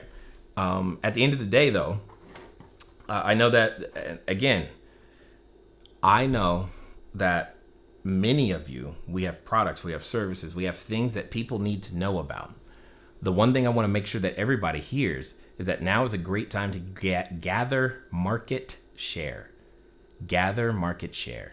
It's one of the best things you can do, is to gather market share, because getting advertising is going to be cheaper. I just brought on a new salesperson. We're trying to bring on 4 more listings right now. Okay, so I just want to be really clear, because there are certain things that are going to be on sale. Labor is going to be on sale for sure in the United States, which doesn't happen often. And I expect that there will be more people wanting to learn deeper detail. You may be one of those people. Okay. You heard me mention that we have a number of different programs, but the main one is called the Roadmap. That's the one where I am training you multiple times a week. Again, I'm not going to start talking about that, but the investment is significant, but so are the results. Okay. And if that's something you want to find out more about, just go to cashflowdiary.com/application. It's 10 questions. You have to answer all 10. If you answer all 10 of those questions poorly at cashflowdiary.com/application, you know what we do? We throw your application away and move on to the people who take the time to answer the questions. Simple. And then if you pass, we send you a message that says, hey, click here to schedule a time to talk to one of us so that we can talk to you about the program and what it takes. And before you guys get all critical and whatnot, understand, we always give more in use value than we take in cash value. Not only that, we even now have a financing program to where people are able to get started with no money out of their pocket. Because right now is when your cash is the thing you should be protecting, and you should be doubling down on skill sets, because you have to be good now. There is no more hobbyist room. You have to be good, and you need to surround yourself with people who are headed towards mastery so that you can make it. because together, guys, we're strong. We can do some great things. All right. I'm going to answer some of these questions, whatever that might be. And if someone wants to be so kind as to type cashflowdiary.com/application in the chat, I would definitely appreciate that. I'm going to answer some of these questions and then we're going to be done because I know I've been going for a while. Woo, Lord. Come on. There's a lot of questions up in here. I'm scrolling all the way back. All right. Whew. All right. Here we go. Oh, got it. That's still people. Hello. Thrive. Got it. Those are the 2s. Something said blurry. I can't read anything. Can you scroll back brief? Sorry. Didn't get tape number 2 because the screen was blurred. Oh. I also include a bottle of wine. Cost me less than $3. I'm not quite sure. Oh, okay, got it. I see what happened. So the screenshots got blurry for a second. Sorry about that. I didn't know. And it looks like you guys helped each other out. See, that's what I'm talking about. That's the type of stuff. Perfect. What if I'm losing my high season and nothing after? Got it. So Jamila, if you're losing your high season, I get it. Like right now is your high season. That's stressful. Got it. Totally understood. Some of those other ideas that I mentioned are probably going to work for you. I talked about gift cards. I talked about, because you've got to figure out a way to go into the future and get what would have been the ultra profitable and bring it into today. So gift cards would probably be one of those strategies that I would strongly employ. I would also look at, again, I don't know your geographic area, but like I said, you've got your military, you got your insurance, you got your temp housing, you got your medical for the conversion process. Quick aside, for those of you in the roadmap, we will be talking specifically about the conversion process and the marketing around attracting those 4 types on tomorrow's class at 10 a.m. So make sure that you're there. But Jamila, that's really where I would begin. I would start to look there, but ultimately it's the formula. It's L times C times M times F for frequency equals growth potential. Being able to ask yourself those questions and figuring out what's the best way to execute those is what's going to get it done for you. There are conversations coming your way, right? Elks are conventions. There are conventions coming your way. Yeah, there's probably always a convention somewhere coming somebody's way, but now maybe it's time for all of us to dig deeper and figure that out. So Vivint is not a cut. Wi-Fi is not a cut, because there are certain things you just cannot deliver the service without. Security is one of those. Wi-Fi is the other, because you cannot cut security. In fact, I'm concerned for people who have already cut corners with their security because of what I showed you at the beginning with the lady who was stealing the toilet paper and stuff. That is where many short-term rental operators are going to be vulnerable. They don't have the ability to respond to that quickly, and they're about to get taken advantage of in various different ways. So you do not want to cut security in a time like this, and you definitely don't want to cut Wi-Fi like ever, right? Unfortunately.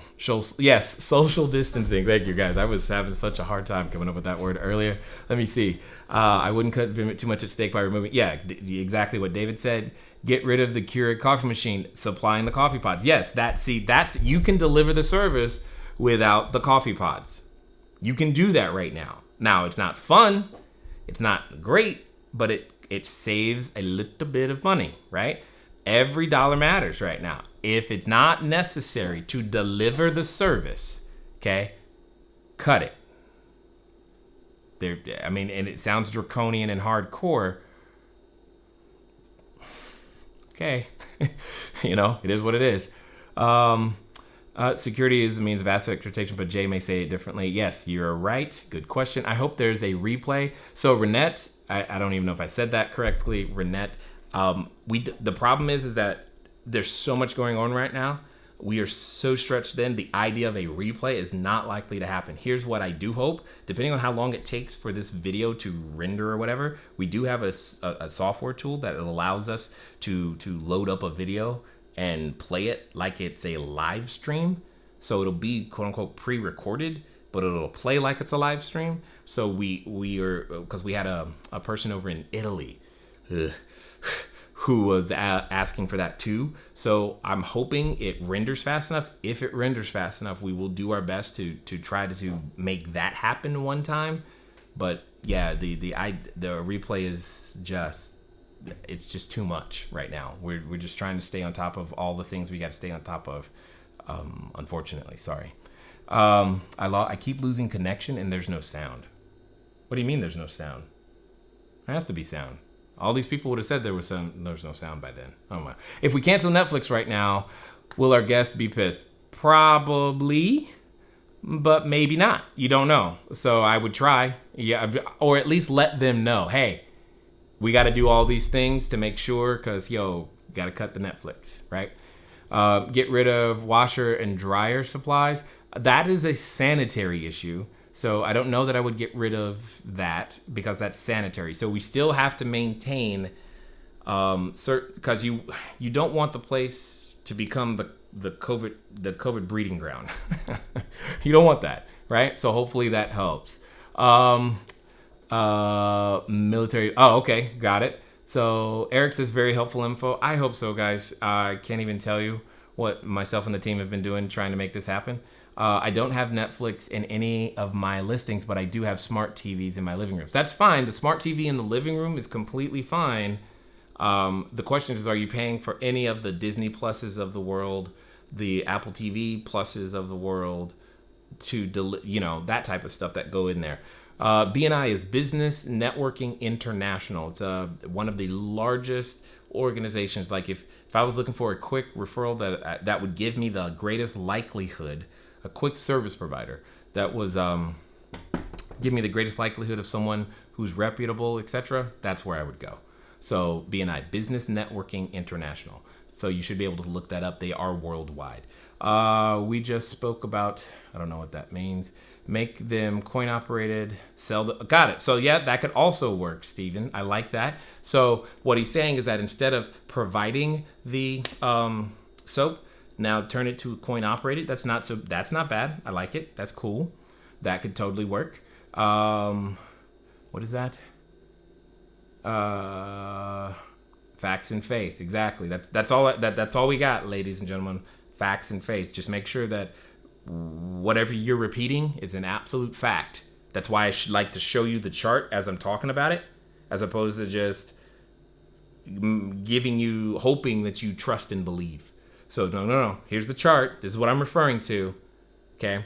So that's what it's after. That's why I also told you this is how I grew up in business, is under the crazy, right? So that's why the individuals that are willing to allow CashFlowDiary to guide them through. This is what we do together so that we make it. Okay. I would uphold it if our current guest, I would go down to one account and everyone shares. Yes, there you go. That's also a way. So here's what Ladero's saying when it comes to the Netflix. So right now, some of you may have a Netflix account for each unit and you got 10 units. What he's saying is instead of have 10 Netflix accounts, have one that all 10 share. That also is a way of still delivering the service, but being very frugal about it. Good idea. Love it. Wait, how do we fight the TP hogs and get TP into our rentals next week? What we have started doing, Jamila, is we've started instructing our staff to leave less than they normally leave, so that they don't have initial access to more than literally just enough, right? No extra. Because one of the other things that is currently, it's going up and down intermittently. I haven't checked today, but Amazon Prime Now is currently not in service. Hear what I said there. For many of us, and especially in a larger city, Amazon Prime Now is something that we rely upon. It's currently not happening. Okay, that's a concern. That's a concern. So just know that. Does insurance likely apply? No. So I've looked. So Isaac, I went down that route because I was like, insurance. There are words in most insurance policies, if not all. While there is such a thing as business interruption coverage, and yes, this is definitely business interruption. Here's the challenge. it typically doesn't qualify for so the words you are looking for in your insurance policy, they usually say something to the effect of direct physical loss. Direct physical loss. Direct physical loss then triggers business interruption, meaning a car ran into the wall. Direct physical loss. And this is typically not classified as direct physical loss. I have seen some news articles where some nonprofits and organizations are trying to expand that definition, but yeah, I have not seen that happen yet. So I hear you, but I'm with you. No, they banned Airbnb in my city, so I don't currently have Airbnbs, just long term. And I used to offer washer dryers because, okay, got it. You're talking to each other. Wendy said something, not sure what that was. I need in a few days, not in Apple, to the kits on Amazon. Okay, you guys are talking about something else. What is the best platform to advertise co-working space? Good question, Emily. 1 second. I did have that. You guys are beginning to understand how my brain is working. I forgot the name because I was registered on it. And it was an app. Hold on.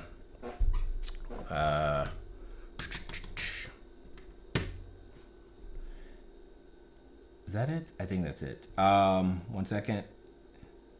I want to make, when I look at the website, I'll know. Yep. COBO.me. Let me show you. COBO.me. So hopefully, Emily, that helps. It's been a while, but okay, you got Jay, yes, I moved it. We'll call them tomorrow to find out. I don't know what's going on, but you guys are having a different conversation, which is fine. I'm not aware of the best website. Oh, got it. Can you, you guys get out of the way. Woo, visit.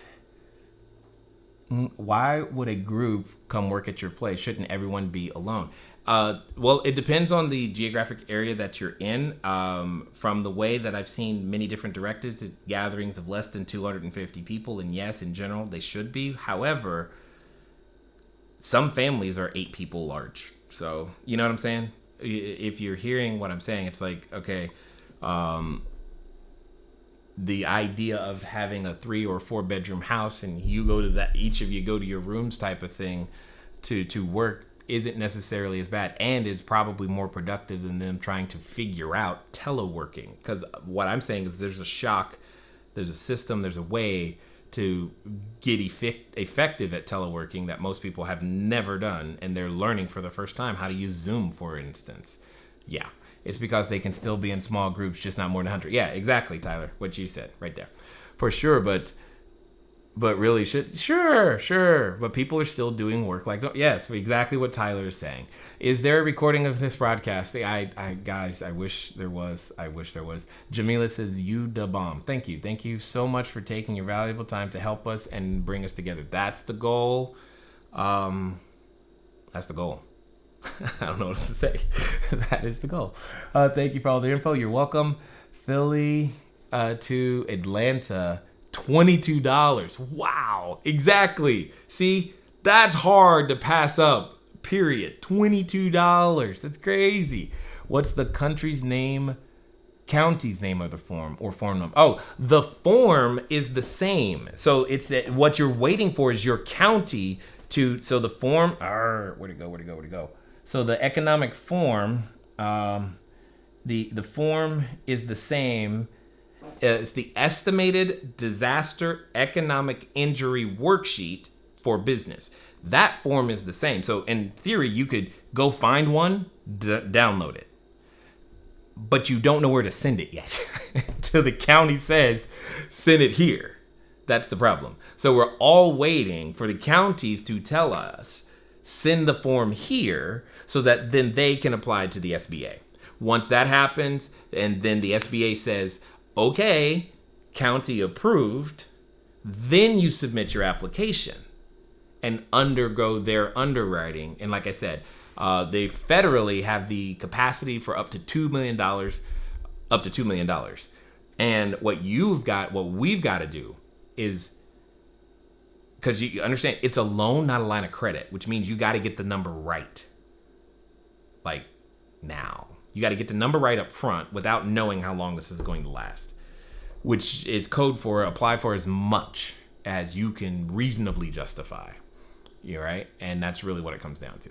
So some of us are going to easily, like myself, I can easily get to the $2 million application. That doesn't mean they'll approve it for that, but that'll be an easy like justification for me.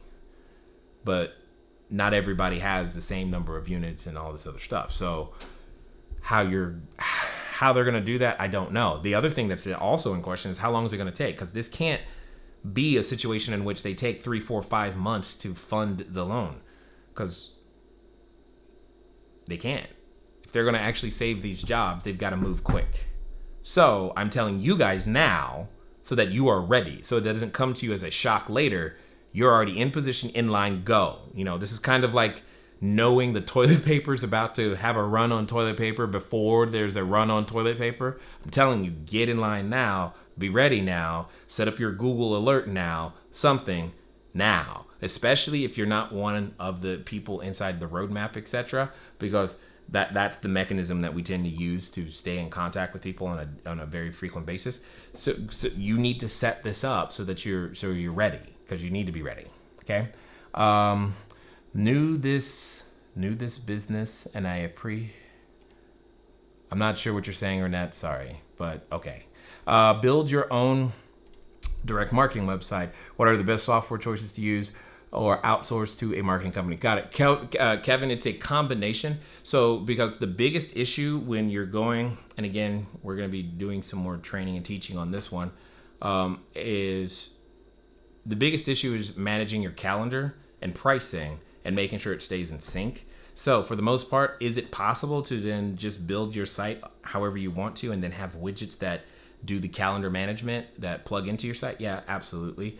Which tend to yield some of the best design, but not necessarily the best flexibility in terms of your booking engine. So it's like you trade off one for the other, where you end up with a better booking engine, but not so good of a website, etc. So it's really kind of almost, what's the word? It's down to a preference. Yeah. Generally, Facebook Live will be stored on the page under the video sections. That's true, what Ladero said. I was told Logify is good. Yes, Logify is the one that we currently use and start with now. When I showed you my site earlier, that is a Logify site. CashFlowDiary.com. Dave, thank you. CashFlowDiary.com/applicate. Wow.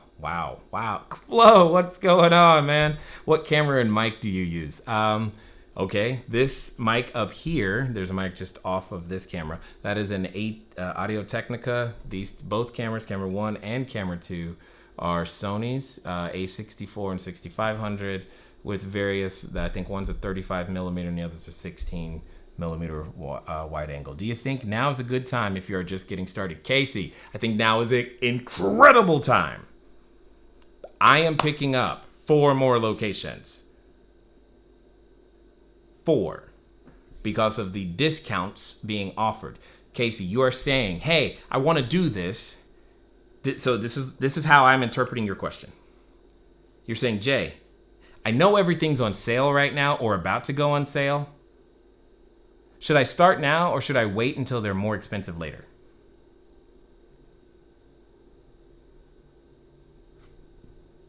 That's my point. Because, see, there are certain expenses that you're going to incur up front that will be more expensive later.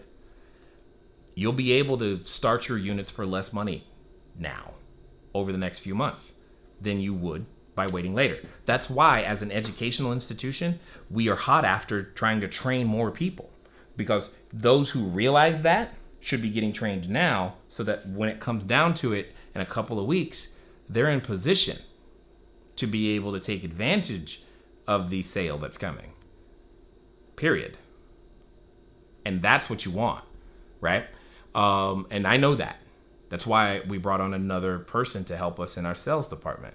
Because when your job or when people's stability gets shaken, the answer is almost always, it always has been, but now we're aware, oh, I need more skill.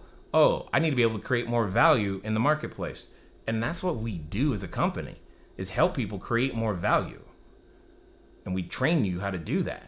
So I've got to be prepared for that. We can't shrink back. Now is our time to push forward.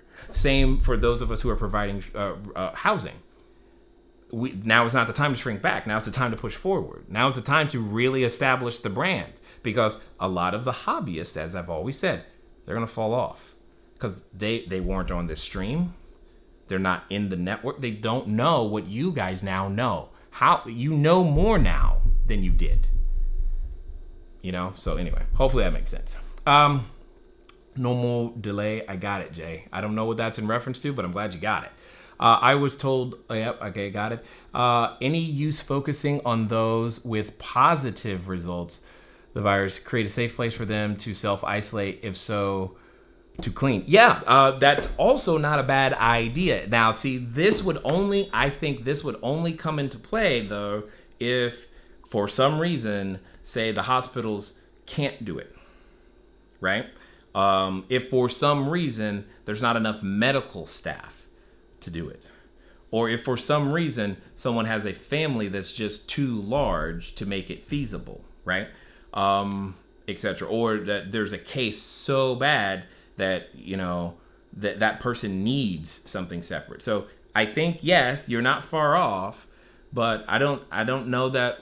I mean, with all of the social distancing and everything that we're doing, hopefully, like they said, it lessens the peak. And if it does, I think we'll be fine. But we'll see. Jay, you said something in the beginning that you will expand about. Oh, the cancellation policy. Sorry. Thank you for reminding me.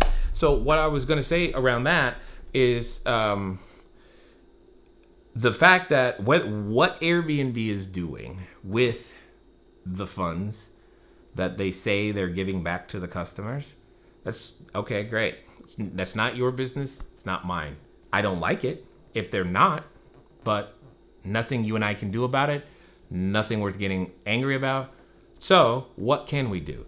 We can do our best to make sure that they uphold the policy that they have written. Meaning, don't volunteer money. That was one of the first things I told my staff. Don't volunteer money. Because maybe you live near we have places near Disneyland. The day Disneyland closed, there were a lot of people who wanted to say things like, well, Disneyland is closed. So I want a full refund. But Disneyland is closed. But I want a full refund. And it doesn't feel good, I know. And I'm saying to you, unless you have some other contingency, independently wealthy, etc., you can't afford to be nice right now. You can't. Your people, your staff, your team need you to be perceived as that jerk. Uphold the cancellation policy and don't feel guilty about it. Not right now. I hear you. Now, at the same token, if you're supposed to be giving some money back and you know it, just and whatnot, great. But don't just give the money away. If they're supposed to follow a process, just because they say COVID-19, they say those things, that doesn't mean anything, right? In some cases, it means you got to prove it. Cool. I have no problem giving you all, what you said, but I would like you to, follow the procedure, prove it. Don't volunteer money. You can't do that, or not right now. You nobody. You cannot do it, right? And again, as far as it depends on you, live at peace with everyone. You. I can't control Airbnb. I can't control you. I can only do my best. Gather the information that I've gathered, relay it to you, let you know, hey, I've been through crazy before. In fact, I've built through crazy. Let's stick together and let's go. And for those of you who really, really, really want to go right now, get in the roadmap. Okay, that I can do, but I can't control what you do once I've given you the information. But at the same time, I know if that's what I was thinking. It's like, if I don't tell you, who's gonna? That's what I was feeling. That's what I've been feeling like all week. If I don't say something, who's gonna? Because everyone else all wrapped around what Airbnb did or didn't do, and that helps nobody at all. Cutting out $50 a month YouTube TV. Yeah, you gotta. I mean, if it doesn't cost you the business, I know it's hard. What about cutting cable? Will Roku suffice? It will have to. Does it cost you the business? That's what you have to ask. If the answer is no, that doesn't cost me the business, it's got to go. Coffee doesn't cost you the business. TV doesn't cost you the business. Internet, I think, would cost you the business, because the person just gotta have, something, because at least let them use their device to get on YouTube. You know what I'm saying? If you can't have the TV right now, right? So, that's what I'm saying, right? I have been calling all the places. What do you suggest we call for? Call for insurance or housing. Got it. It depends. If you're going to go down the nonprofit, there'll be a number of nonprofits who will be playing the housing game, for sure. So you definitely could start there. But if you're trying to go down the insurance route, what I would start doing is that I would start talking to either what are those people called? The mold remediation companies.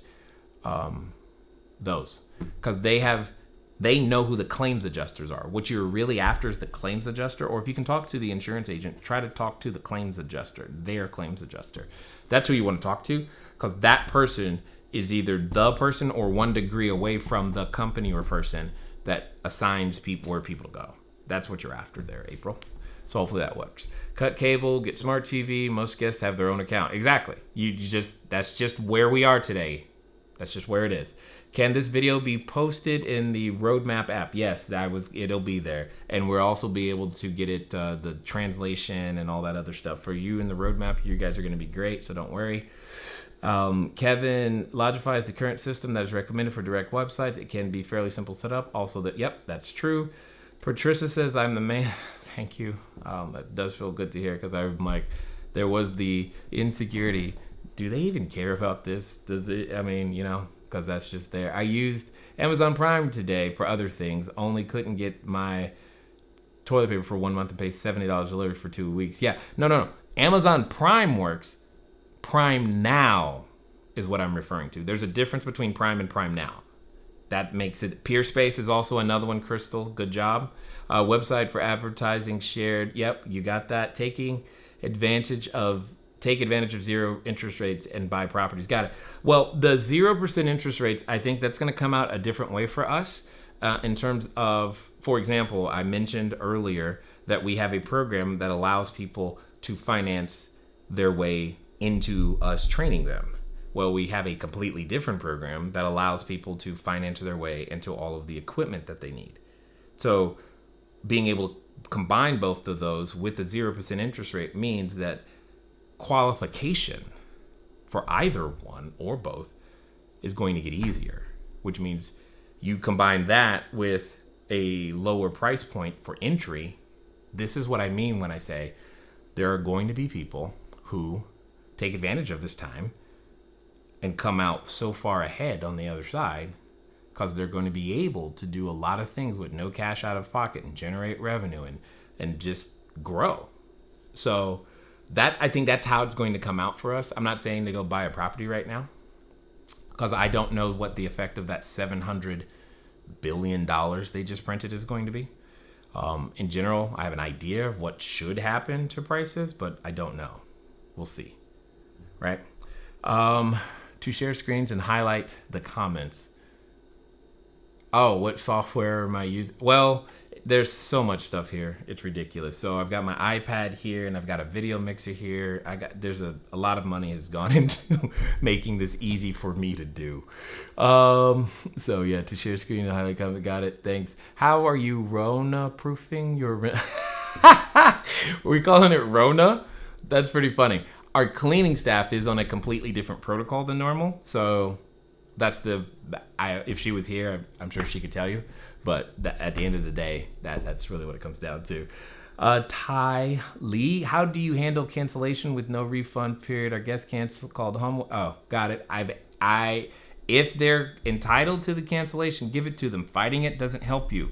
You need to go back to the beginning of this, and you'll be able to see some ideas and nuggets on how to get more reservations as well. And cutting expenses is too. Is this a good time to start? Yes.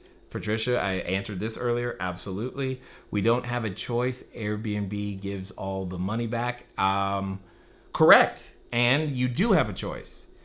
Diversify your lead source. That's why you don't have an Airbnb business. You have a short-term rental business, right? I've given you options and choices. Saying words like we don't have a choice are disempowering, and they hint at I am a victim, which none of us are. We all have agency. We can do something. Okay, that's what you want to do. I'm going to go do this. That's just how it is, okay? So go do the something that will protect your business from this.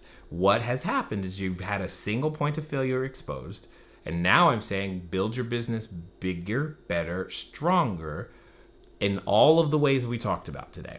I was told by Airbnb that we can't uphold cancellation policy as pandemic emergency makes it null and void. Great. Now go do all the other stuff that was said and move on. Because any energy down going that isn't going to help you. Trust me. I doubt, well, it's possible, but I doubt any of you watching me right now have had more cancellations than I have. I doubt it. Okay?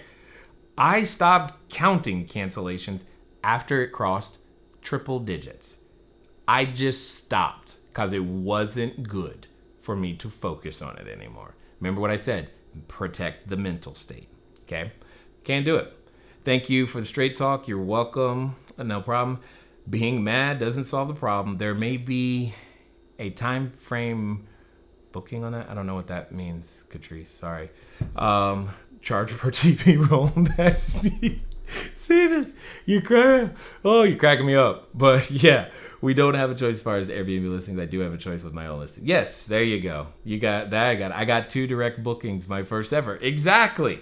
Right? Use the that message I gave you guys earlier, right? That template. Use that. Intentionally drive direct bookings. Those of you in the roadmap, we're going to be talking about a lot of that, of how to intentionally drive some more people back, because that could be how you do this, right? That is a very legit strategy for getting more revenue through the door that you control, right? Okay, so this makes sense. Go me. Change your focus, change your life. Yes, thank you again, Bill. You're welcome. April, you're welcome. Awesome. Thank you so much for your wisdom and thoughts, Sasha. No problem. Thank you, Sasha, for staying. Hold on. You're in Australia. Okay, Google, what time is it in Australia? The time in Canberra, Australia, oh, okay. Capital Territory, Australia is 1:25. Okay, I didn't know how late it was for you, but nonetheless, thanks for tuning in. So yeah, we did pick the right time, I guess, the best we could. So I'm glad that all of you have stayed here. If you found this valuable and you know a friend or a family member who's wanted to be in the short-term rental game or is freaking out, send them here and tell them to watch it while you can. I know it's on the Facebook page, so it should stay there.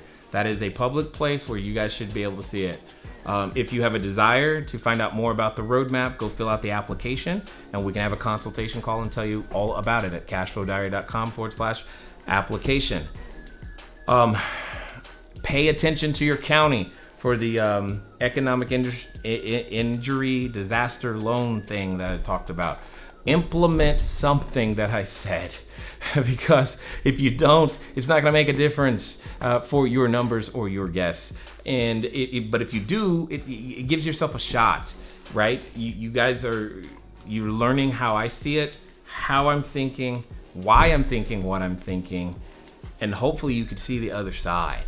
There is an other side. Every pandemic so far has been a bell curve. The only thing we don't know right now is, are we at the peak? Every pandemic has been a bell curve. That means it goes up and then it goes away. So this too shall pass. I don't know when. But what I do know is that the need for housing, the need for what we do, has only gone up, not down, and will only continue to go up. And those of you who are willing to become the biggest, baddest version of the short-term rentalpreneurs on the planet, you're gonna like the other side. You're gonna like the other side. And I hope to be there with you. I hope we all be there together. And that's exactly the point. That's why we do it this way. That's why we do what we do. And I guess I just want to say thank you for caring about your friends, your family enough to watch this. It's been fun talking to you today. I look forward to talking to you soon. Until next time.